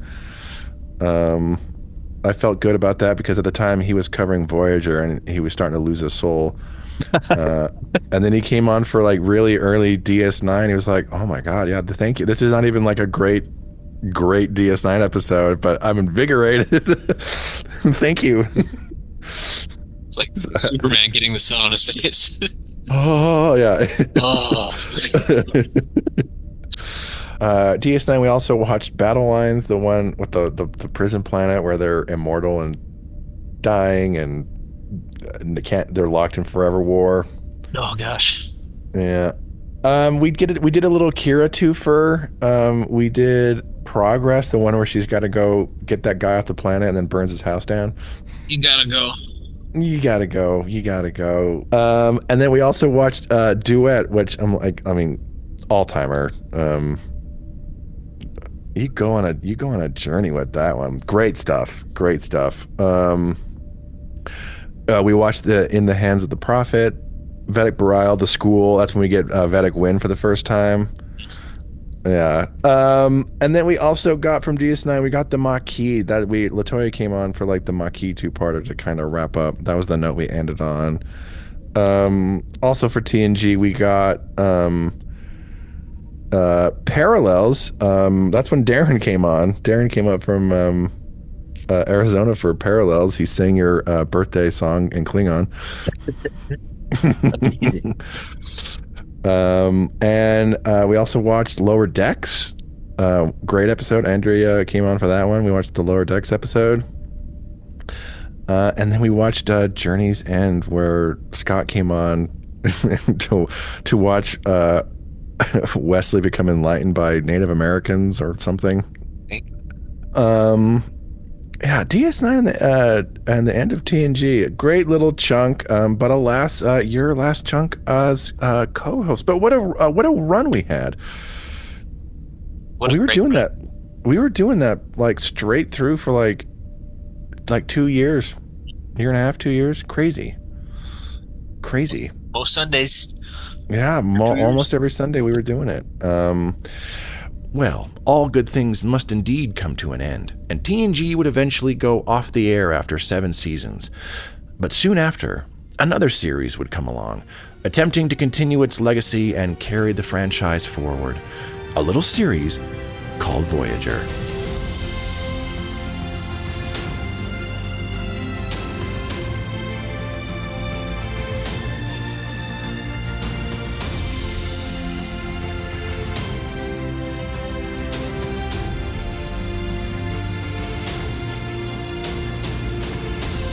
From 1995 through 1996, Voyager's first couple of seasons came onto our screens, attempting to take the TNG mantle as the new torchbearer of the Star Trek franchise. Unfortunately, their potentially bright future quickly hit a rocky road. The show was trying to walk a tightrope of doing something both bold and new, while also playing it safe with comfy TNG-esque episodes, resulting in a series that struggled to excel at either. There was still a lot to like with this new series, but the slow descent of Golden Age Trek had begun. But our resident Voyager defender, Aren, came on as co-host for this big chunk. It was really fun having you come on for this whole batch of episodes. It was an interesting little... And because you haven't watched a lot of the...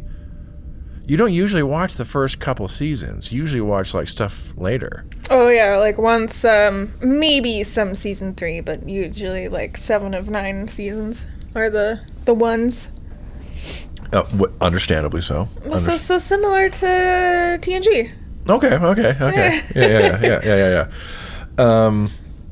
The further you go with Voyager, the like, as much as it is standalone, like things change on Voyager, and like, so I'm like, let's just focus in on the first couple of seasons, like looking at the show in its initial conception. And I think we talked about this. Sometimes the early stuff is sometimes what I think of when I think of Voyager, which is why I'm like, but you don't. No, you gotta get out of that mindset, dude. You gotta. I don't know why. Most of the show is not this.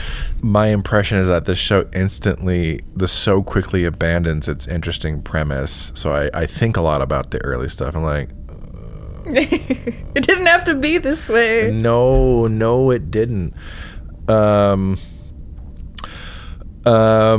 The big thing, so like we watched 17 episodes, and I feel like we had a good little slice of this era. I feel like the thing we really honed in on during this era, though, and it was like half our episodes basically, was the Seska stuff. It's hard to think when you think of the first like 2 seasons. It's hard to think of anything else other than Seska and the Kazon. Seska and the Kazon, which is why it's not that great. And it's not even that many episodes. Nope. But it's so... It's just, it's such a big thing that they keep coming back to, though. Tyson hasn't seen a lot of Voyager. And I'm so glad you said yes to this, because, like, Aren and I were doing this whole chunk on Voyager, but you were essentially here for half of it, so you were essentially like a semi-co-host for this whole chunk, because you came on for all the Seska stuff, is what we brought you on for. Captain, First Officer, Ambassador. Ambassador, yeah. First three you came on for, and we'll test your memory. And if you don't remember what we're watching, that's okay, because it's indicative of potential problems. The first three you came on for: State of Flux. Yes. Maneuvers. Alliances. Tyson, lightning round. What are the plots of these 3 episodes? So State of Flux is... the Voyager starts out, they are on a planet looking for food. And then they find the Kazon. You're also introduced to Chakotay's relationship with Seska. The reason they interact with the Kazon is because they're also low on food, and they find out that I could be getting this totally wrong. Like, they're looking for replicator technology. Yep, the first would create food. State of Flux, they're looking for replicator technology. And then you find out that she is like, oh yeah, why should we not help them out? And then she defects and she joins the Kazon. She joins kind of like this other faction. That was the most standout episode. I don't know if we ever talked about this. I also think it would have been better if she wasn't secretly a Cardassian and was just a Bajoran. And then is going to go join the Kazon for some reason. An evil Cardassian. Oh, I've never seen that one before. Oh, no. Gosh. After that, what was the next one? The second one, Maneuvers. I don't even remember Maneuvers. I don't remember Maneuvers. Is that the one where he takes the shuttle and runs away? Okay, that's all I remember from that episode. It's always, some of these I know I've seen these multiple times. What happened in this one? I remember we're just all of us kind of walking away. We're like, what even was? I don't remember anything else that happened in the episode. I just know that he leaves. Yeah, and that's it. And then gets a mild dressing down. I know. The first officer stealing a ship and running away. Mild dressing down. Oh, gosh. I know you can't afford to be crazy out there, but, girl. Why does it not work? Because it's set up to be great on paper, kind of. I don't know, man. I think that's just the... That's Hollywood, dude. That's fucking... Yeah, some art projects work, some don't. Especially when you come from this kind of groundwork of okay, here's what we're trying to achieve. We're Voyager. We're the fourth iteration of this medium, and everybody's trying to make it their own. Who knows what went into the thought process? After Maneuvers, we watched Alliances. This is the one. So is that the one that was fine until the last 30 seconds? We almost this was good, but you ruined it.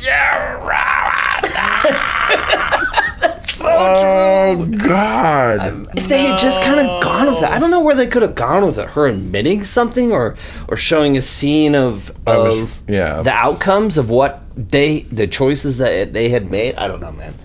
Janeway just I was right. Awful. Terrible. Unforgivable. All of these 3 were potentially interesting and unique stuff, but so half-baked and so non-committal. And this was such a big chunk of our Voyager stuff, but I think we were I think every time we came to one of these Seska Kazon, we were oh my God. The most boring people ever. The most boring Star Trek villain ever. Them. Seska's boring. Chakotay's boring. Yeah. It's like, you can't try and manufacture all this drama with people who are just boring. Yeah. Nope.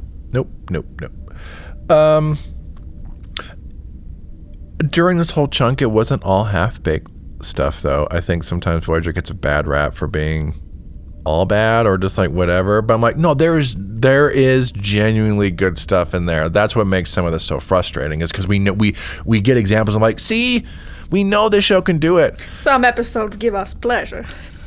This gives me no pleasure. So a good example is when Andrew came on for Meld.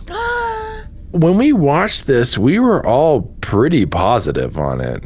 Like, we were like, oh my goodness, this is really interesting, actually. Well, yeah, and you got to give credit to Brad Dourif. I mean, he comes in and just kind of steals the show. I mean, he's just that way. He's such an intense, really committed actor when he's acting, and he's just kind of mesmerizing to watch. Yep. And then when you have two interesting characters whose performances are elevated by really good actors, then it's even better. Oh, yeah. I think we were both agog for both Tim Russ and Brad Dourif. They have really good chemistry together. Oh. You know, you got to be taken on a journey. Yes. And yes. In that moment in time, in that episode, Brad Dourif definitely took us on a journey. I mean, we're emotionally invested in a murderer who's trying to figure out why he doesn't even know why he's the way he is. It's just he just is, and it's one of the more complicated characters that I can remember from Star Trek. Maybe throughout a lot of the rest of the series, even the whole franchise, I would argue, is he's one of the most complicated to figure out. Yeah. It's really tragic. Good stuff. I mean, like, I know Voyager struggles to always commit to the bit, but like something like Meld, you're like, okay, here we go. But I think that makes the other stuff just that much more frustrating. It's like, because we know we have the technology. we can do it. We can, and we do it sometimes. Coming back to the Seska adjacent stuff, we do get some compelling and some experimental stuff in here. We did get, this wasn't Seska heavy, but this was part of the story arc. We did get life signs. This is the Dinara Pell Vidian episode. Yes! Oh, I love that one. Yeah.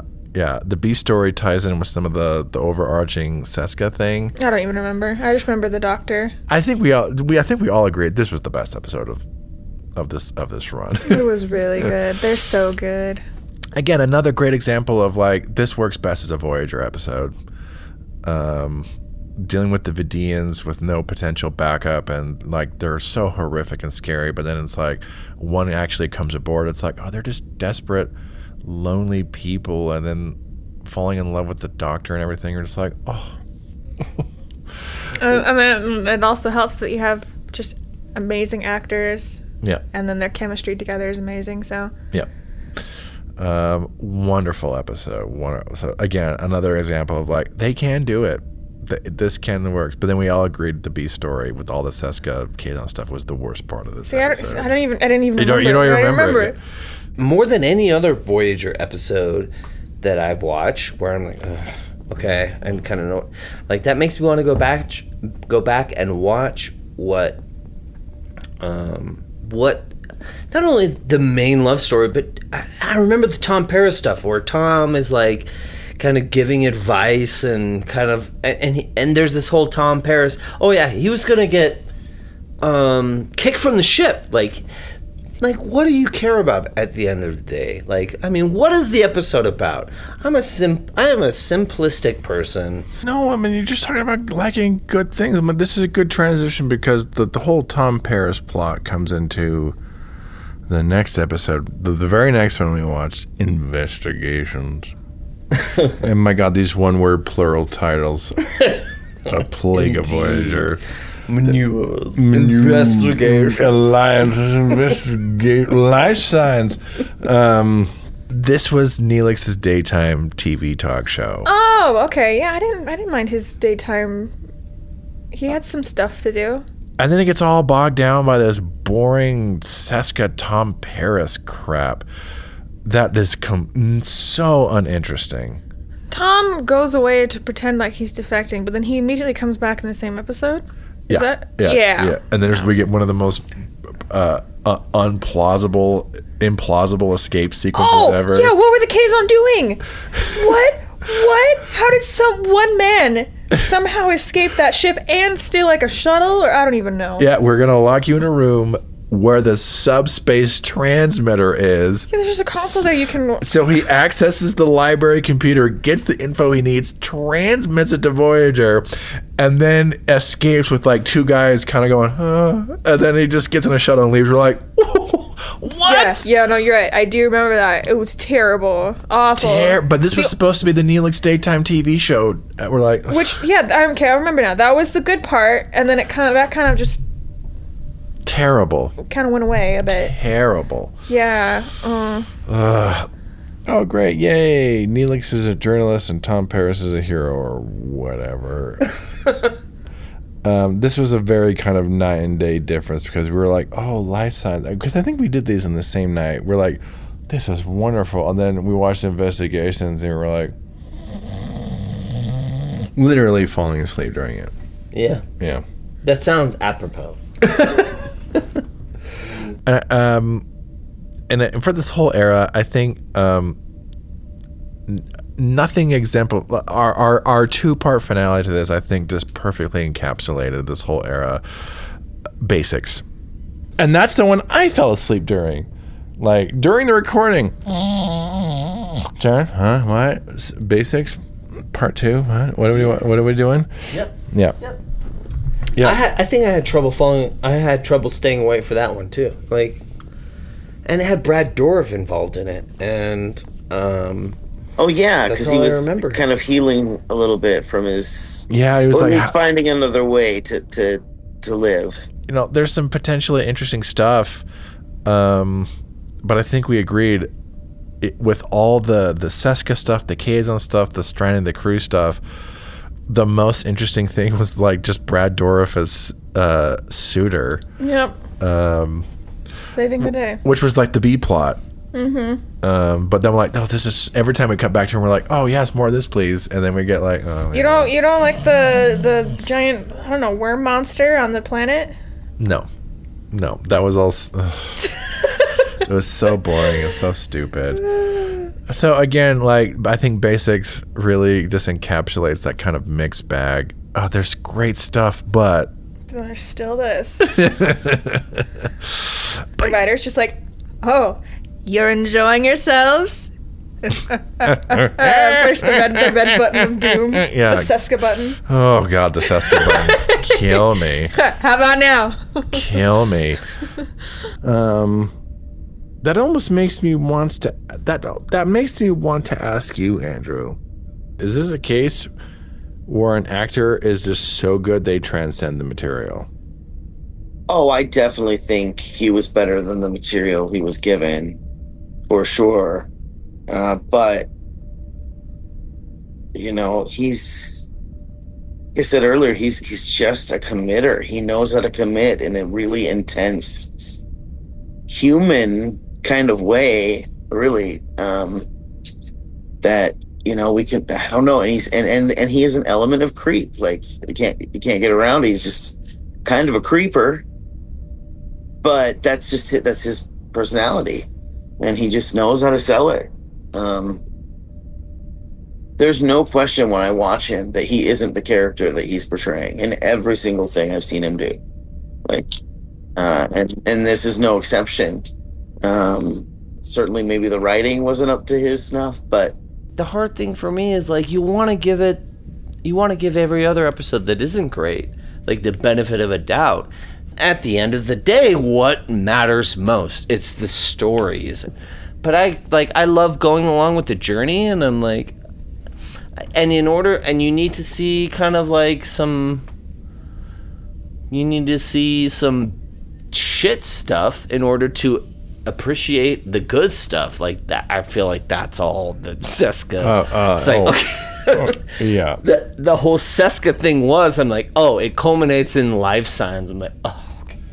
And there's like just a little Seska, but you know what? I actually love having the context of all the shit Seska before that. Like, I love having all of that. Yeah. Storytelling at its best is when it's individual and when it's just focused on the thing that it wants to be rather than worrying about trying to be another thing. The basics of storytelling, everyone. Don't get too far off from it. We watched other stuff. We watched Caretaker, and I know you and I both really like Caretaker. Yeah, I think it's a really good first episode. Other things we watched, Parallax. Yeah. So there is some dubious command decisions there, but I don't know. but I like that, and I like Blana, so. Phage. Oh yeah. Creepy and it's all right. The Cloud. I think we had a fun time with the Cloud. I know I ask this every single time. Which one's that? That's the Living Cloud one, but that's also the Akuchimoya episode. Oh, her little lizard. Okay. Yeah, the lizard and everything. And we had fun with that. Prime Factors we really liked. Oh, yes, of course. I have no pleasure in this episode. Faces, the Vidian. Oh, yeah, Klingon Balana. Elogium. Ugh. Chakotay kind of getting way too excited about space sperm. Oh, that's right. The Cass episode that should be a Cass episode that actually ends up being a Neelix episode. Oh, God. Cold Fire, the female caretaker one. Yeah. Deadlock, also Deadlock. I love Deadlock. Janeway v. Janeway. So, you know, I say this a lot on the podcast. Wacky wild stuff. Oh yeah. Wacky wild stuff. We absolutely had fun watching this. Oh yeah, I had a blast. But my God. Yeah, Voyager, like a wide variety of quality, but indicative of the franchise starting to play it safe. A shame. But a good run. I had so much fun watching all these with you. Yeah. Well, try as it might, Voyager wasn't quite able to keep the Star Trek torch burning as bright as TNG had. And by the dawn of the 21st century, that flame was beginning to sputter, and the powers that be knew they had to try something different to revitalize the Waning Enterprise.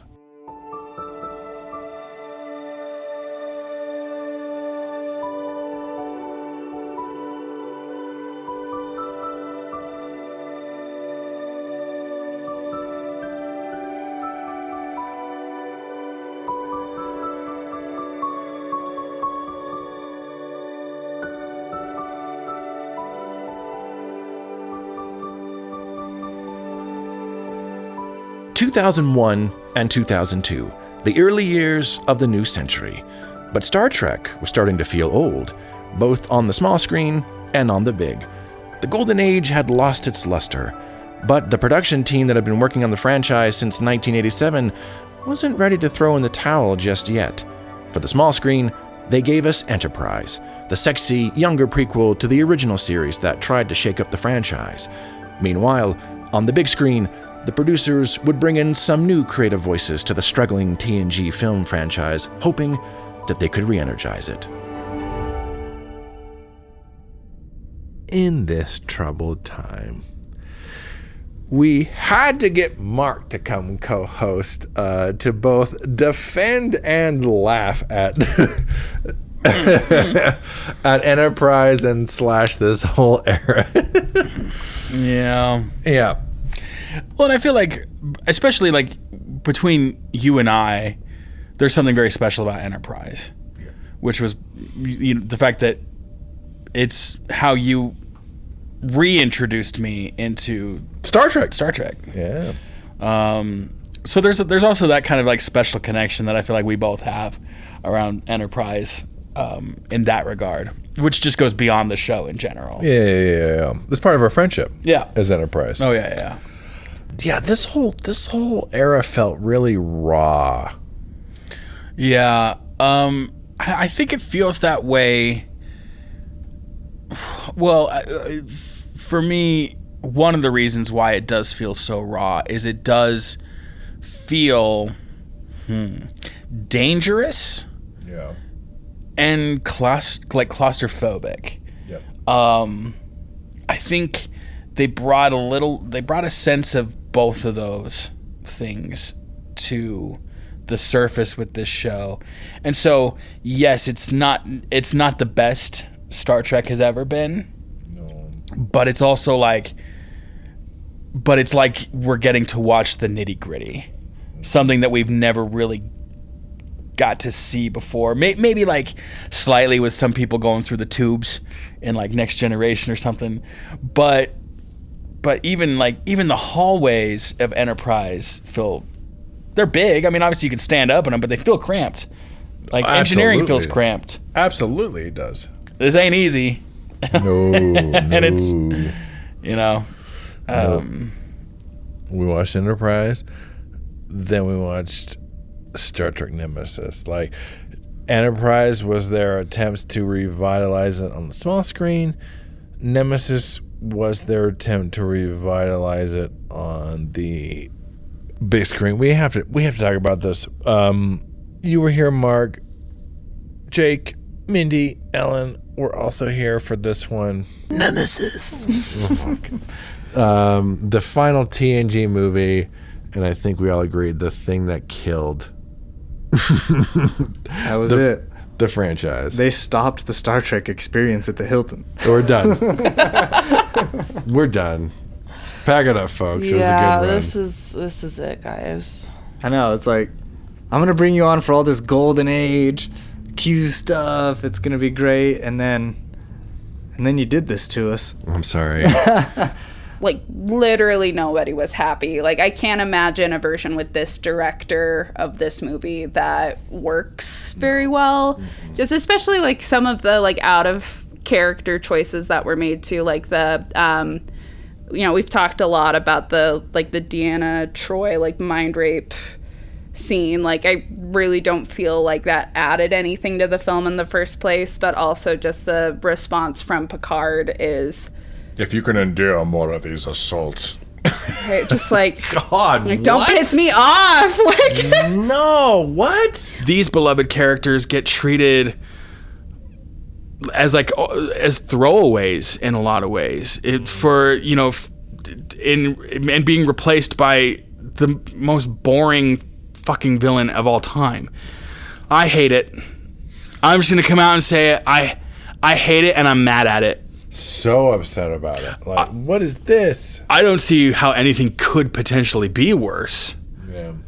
Like, I don't know. Bless them. Enterprise. We watched the first 5 episodes. We can go through them real quick. Broken Bow. Awesome. It's awesome, and it's still got that goofiness to it that you're like, you just come to expect with Star Trek. Great episode. After Broken Bow, we watched Fight or Flight. Oof. Yeah, that's up there. Is like one of my definitely up there was one of the favorites of the ones that we did watch because it is so spooky. Then we watched Strange New World. Cave Adventure. Cave Adventure Hallucination. Jen Again. came on for that one. Yeah. That was a great episode. I think aside from the pilot, that was my favorite of the bunch. Yeah. Then we get Unexpected, the trip pregnancy episode. Yeah. That's all that needs to be said. I mean, it's goofy. Again, I think we came to the conclusion that the whole episode was basically there for 2 punchlines. No. Like, trip. You're pregnant. Yeah. You're a guy who's pregnant. Yeah. Well, the last one we watched was Terra Nova. The whole thing was shale. Yeah. digger filth. Yeah. Digger filth. I understand why people would turn their nose up. to a slight degree, and I feel like a lot of that comes down to the opening theme song, which we talked about quite a bit during our segment. But yeah, I still loved it, and I still love the show. Well, despite the production team's best efforts, Golden Age Trek was over. The TNG cast didn't make any more films, and for the first time in 18 years, there was no new Star Trek on television.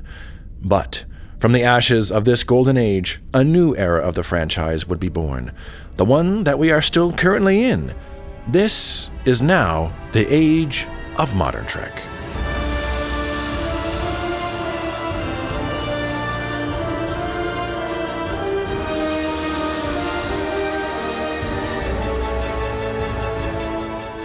(2009) through 2022 and beyond. The current and second longest era of the franchise continues to this day, with new shows still on the horizon. With the franchise now in new hands, the goal has become to broaden Star Trek's appeal and find new audiences, starting with a reboot Hollywood blockbuster film trilogy that would pave the way for a plethora of new streaming shows: Discovery, Picard, Lower Decks, Prodigy, and Strange New Worlds, as well as the appropriately named Short Treks.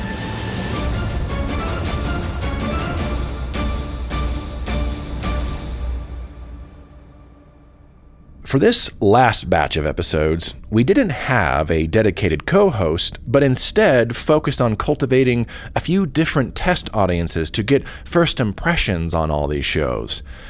All these series have different things they are trying to do, and we wanted to see which of them resonated with our audiences, and which of them left something to be desired.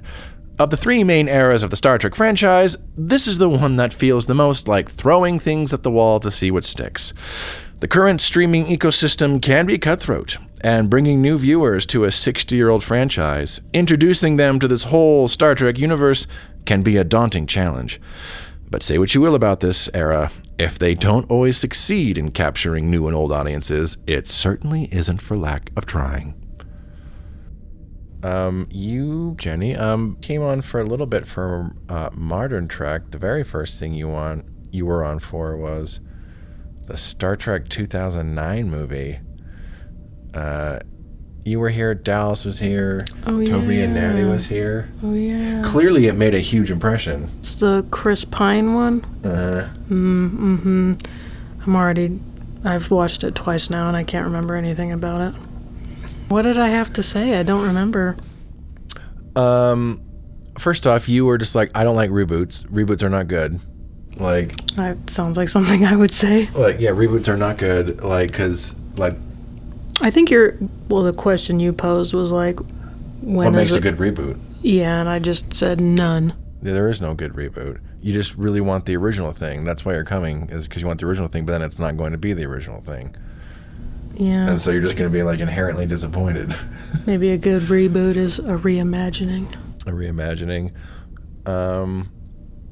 Yeah, it was interesting. When, the first time we watched it, you're like, I liked it. That was good. That was a good movie. And then this time around, I'm like, oh, God, I don't know.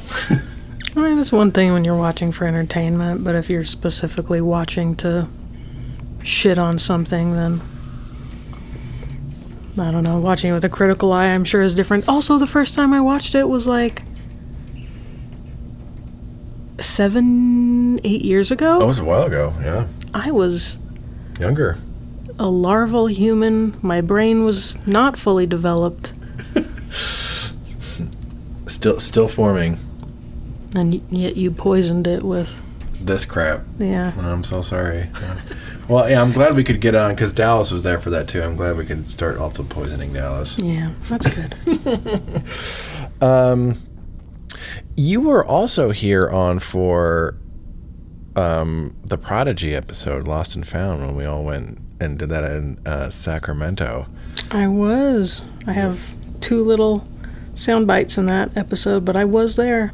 Yeah, that was really cute. I'm curious, because both of you kind of came on for the 2 things that seemed the most geared toward bringing on new people. The Chris Pine film is more of the Hollywood blockbuster version, and then Prodigy is more of the Nickelodeon kids version. They're both very, action-y, but they are very different from each other. I don't know. What do you think is the more successful of them in introducing or bringing on new audiences?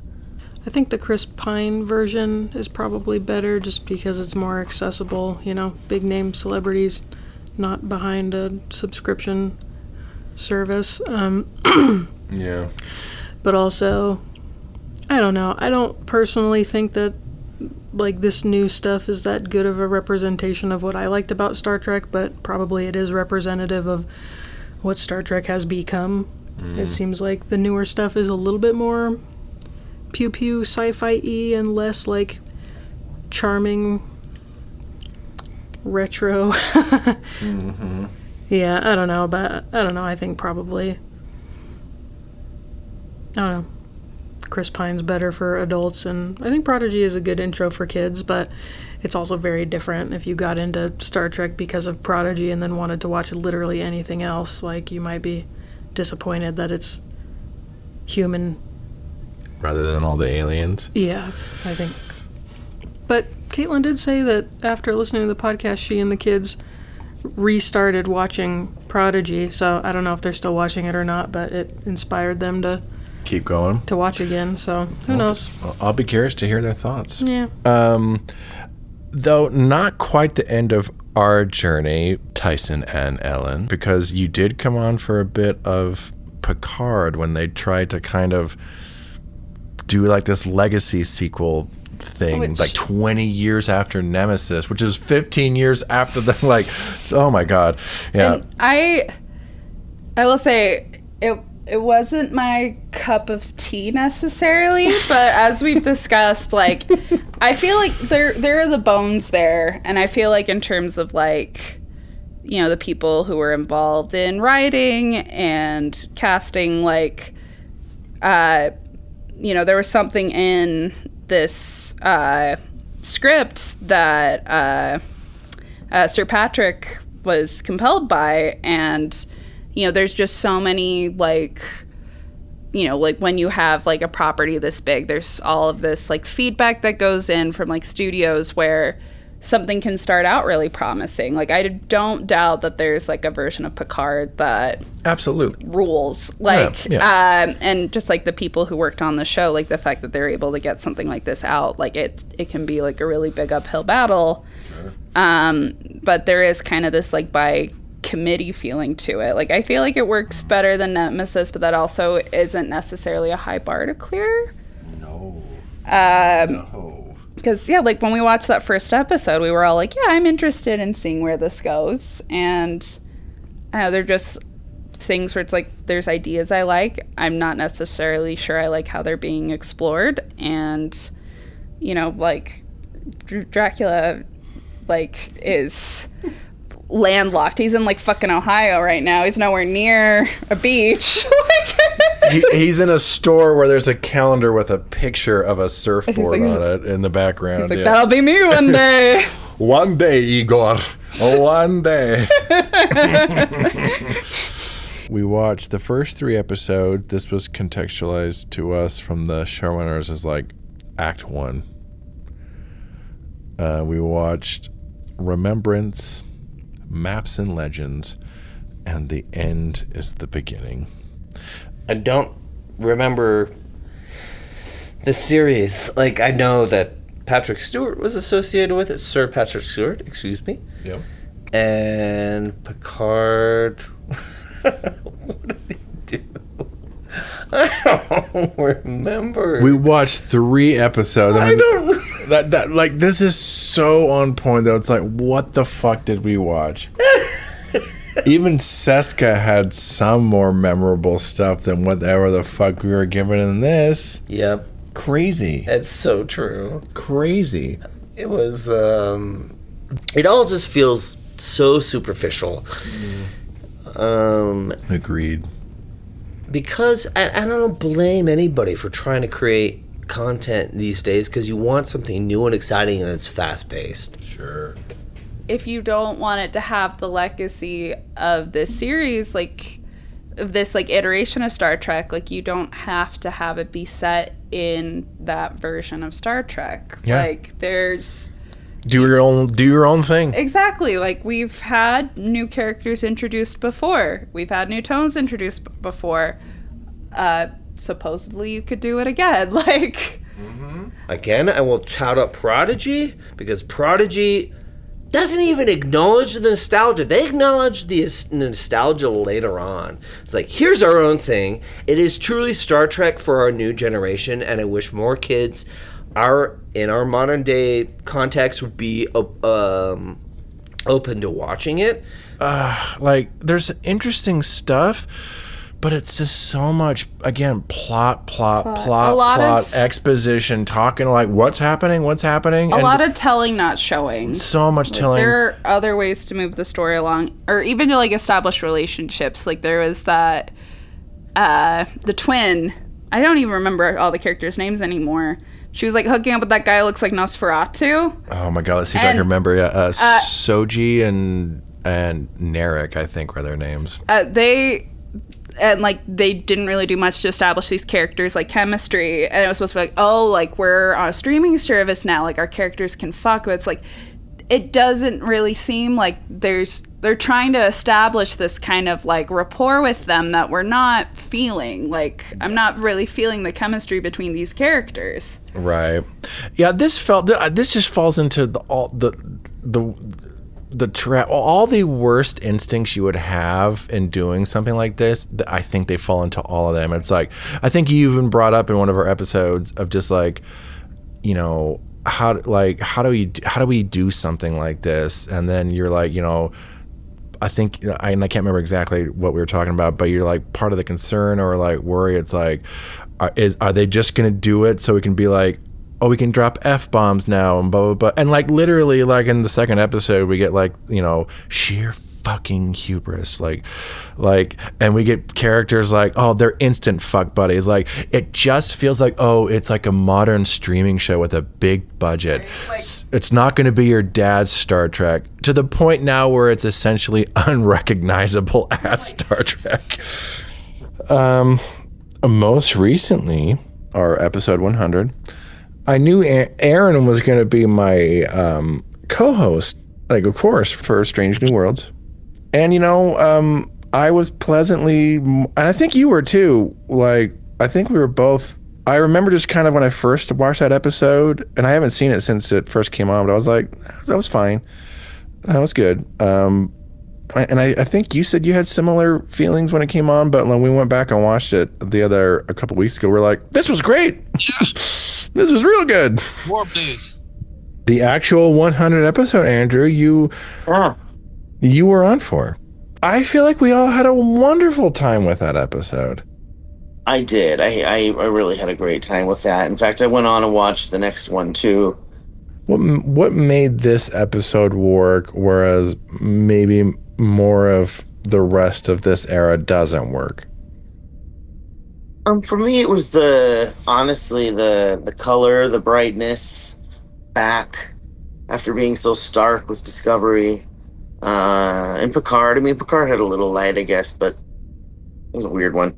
But this one just had, it was new, but it had the old timey feel. The colors I thought were great. I thought the special effects were quite good in the couple episodes that I've seen. I liked the music. I love the characters so far.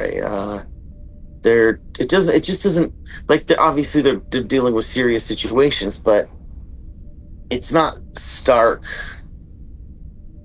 like Discovery. Game of Thrones Star Trek. I don't know if it's that bad. Oh no. Strange New Worlds indeed. Or familiar old worlds. Good old modern Trek. During this batch, we watched a few other things. We watched The Vulcan Hello and Battle of the Binary Stars. Those are the first two episodes of Discovery, kind of like a prologue to that show. Our friends Salem and Rachel came on for that one. response was mixed. Rachel, for the most part, really liked it. Salem was kind of on it. So kind of mixed on the first 2 episodes of Discovery. We also watched short treks, and by we, I mean me. I watched short treks. I watched Children of Mars, just a little guy all by myself. That was, I will say, that was a strange little thing to do. Like, I didn't like any other episode. I recorded the first little bit, watched the short little thing, and then came back and talked about how I felt about it all by myself. Very strange. And then we watched Second Contact, the first episode of Lower Decks, and that was fun. Our friend Andrea came on to watch that one. She had previously been on for the Lower Decks episode of Next Generation, so it was fun to have her kind of watching these 2 different versions of Lower Decks. Modern Trek. The era when Star Trek fully becomes about itself.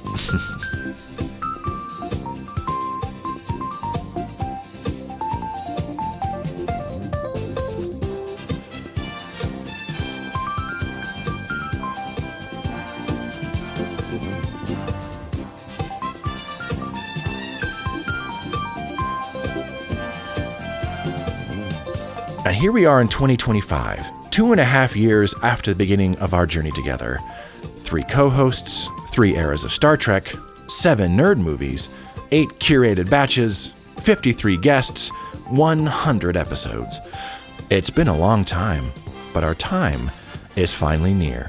And what a journey it's been, exploring the history of this long-running franchise. The highs and lows, the big ideas, the moral lessons of the week, the differing interpretations of the same basic idea, and the acting stylings of TV legend Scott Bakula.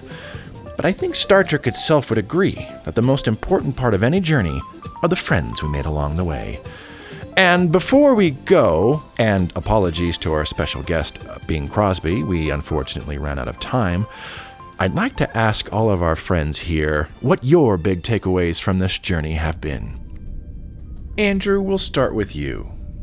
I've enjoyed watching the episodes. I watched through a lot of Generation with my father and my own self growing up. The only one that I'm like, well, I'm gonna go back and finish it, is probably this Strange New Worlds. But I mean, my favorite part was being able to hang out with you guys, because I miss you so much. Oh, I miss you too, man. Mindy. How do I compile into a short little sentence of everything this podcast means to me? Exactly.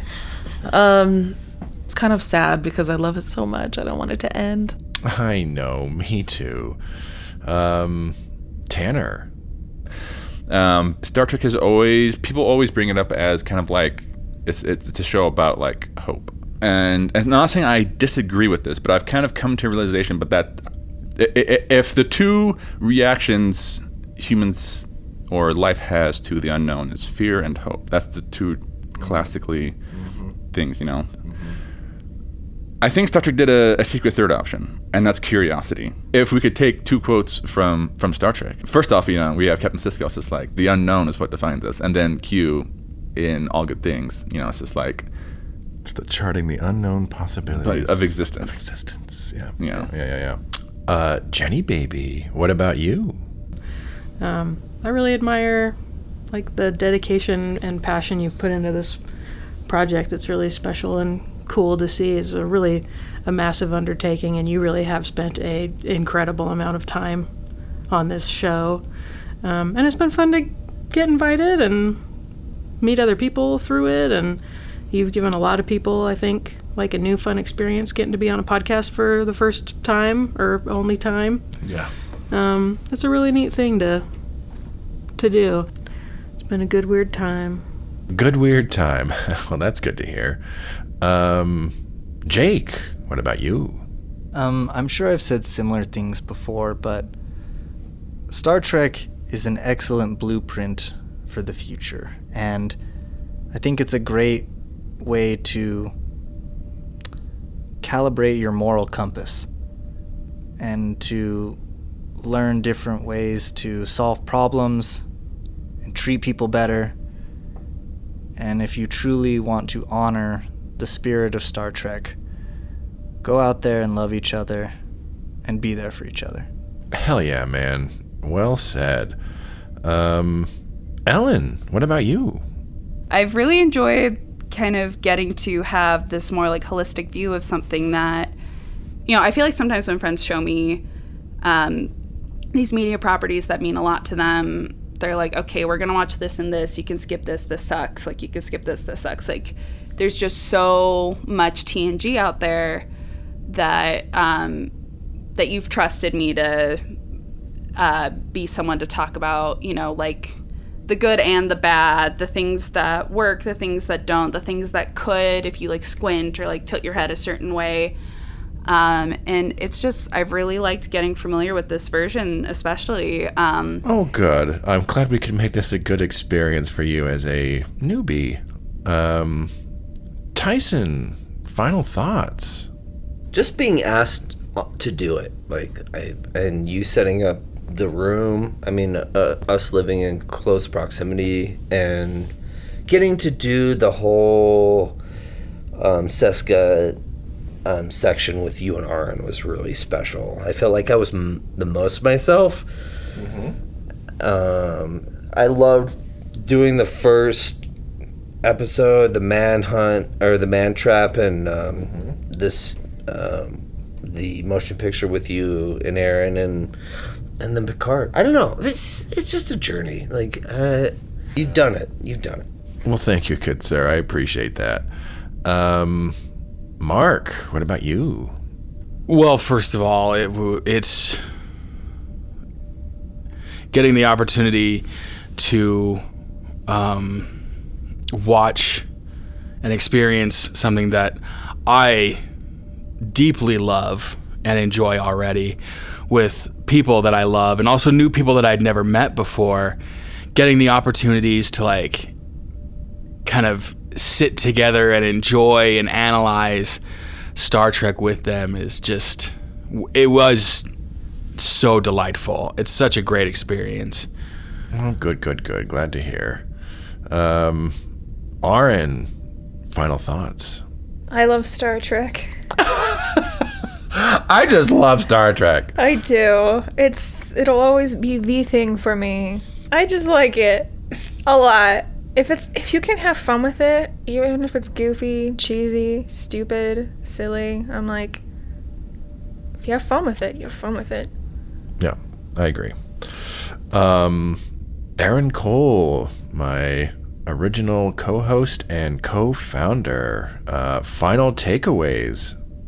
Well, I miss you. I know that. No, I miss you too. And there's takeaways. My impression is that Star Trek is good for the soul. A little chicken soup for the soul. Yeah. Yeah. All lovely answers. I think for me, real quick, my big takeaways have been looking at Star Trek as a time capsule, just this one kind of big storytelling device about the future, but each decade and incarnation kind of reflects their wants for the future, their version of the future. I think Star Trek is just a really fun time capsule, and it's a fun time capsule to get to explore with friends, new people. It's just a fun thing to explore, all the differing perspectives. Well, thank you all for being here. It's been an honor and a privilege to have you all here going on this journey with me. I couldn't have done this special, nor this podcast, without you. So truly, all of you, thank you so much. Andrew, thank you. It's my pleasure, Jaron. I always enjoy spending time with you, and, it's fun to talk about Star Trek. Mindy, thank you. Oh, thanks, Jaron. Love you. Tanner, thank you. Yep, of course. Jennie, thank you. Admiral Jennie, out. Jake, thank you. We love you. Thank you so much. Ellen, thank you. Well, thank you so much. Tyson, thank you. My pleasure. Marc, as always, thank you. Thank you, Captain. Aren, as always, thank you. Thank you for having me on. I really enjoyed it, and I would do 10 million more. Aren, my co-founder, as always, thank you. I love you and I appreciate you. It's been awesome. And a big thank you to all the other guest hosts we have had over these 100 episodes. LaToya Cameron, Marquet Llewellyn, Scott Tuckfield, Salem Rogers, Rachel Murtaugh, Toby Simmons, Sean Leonard, Michael Gibson, Cass Cole, Adriana Lemke, Carlton Bluford, Rachel Leonard, Dallas Fossen, Andrea Peterson, Kate Wright, Natty Taylor, Abby Drage, Will Thompson, Leah Medley, Ananda Spike, Ben Spike, True Moore, BJ Wimpy, Kelsey Johnson, Kai Hatch, Liz Luby, Stephen Stoffel, Austin Archer, Matthew Ross, Caitlin Marshall, Faith Myers, Eliora Glasheen, Sarah Walker, Wes Teasdale, Claire Montgomery, Ash Hipwell, Sammy Jackman, Darren Carr, Brianne Norling, Amanda Hodges, Jen Gann, B. Culp, Cash, Caitlin, Isaiah, and Baby Odin. And to all of you out there listening from wherever you get your podcast from, thank you all so much for sticking with us and being a part of our silly little Star Trek podcast. You're all why we do this in the first place. We hope to see you all again, hopefully not listening to another podcast, but otherwise we hope you are happy, healthy, and well. Before we go, we've asked a lot of questions on this podcast, but at the end of this 100 episode journey, I'm struggling to think, what exactly did we learn on Star Trek Stories? It's not about what we have learned, Jaron. It's about how we've grown, how we've changed, how we've evolved and bettered ourselves, not just as podcast hosts, but as human beings. And the differences those changes have made on others, and how our perspectives have grown beyond what they could have individually, creating a Star Trek story for all of us to share. One can only hope. Captain, the audience is hailing again. They're asking us to report on the future status of the podcast. What should I tell them? Tell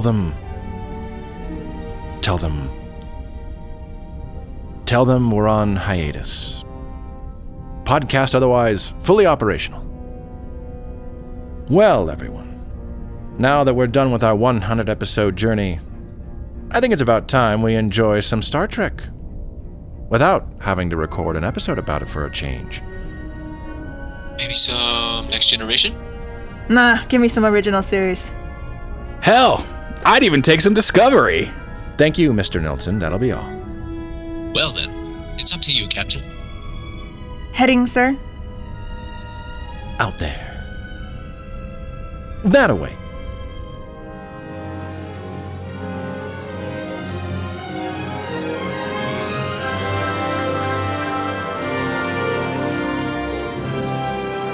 Star Trek Stories is a watch-along podcast created by Jaron Hatch and Aren Cole, co-hosted by Aren Hatch and Marc Nielson, podcast edited and produced by Jaron Hatch, the Star Trek Stories jingle created by Jaron Hatch, the Nerd Movies jingle created by Aren Cole. The use of music and audio clips in this podcast is protected under fair use and parody law. Thank you for listening, and remember, if you would like to share with us your own Star Trek story, you can email us at storiedstartrek@gmail.com. That's storiedstartrek@gmail.com. You can also visit our Discord. You can find us by clicking on the link in the show description.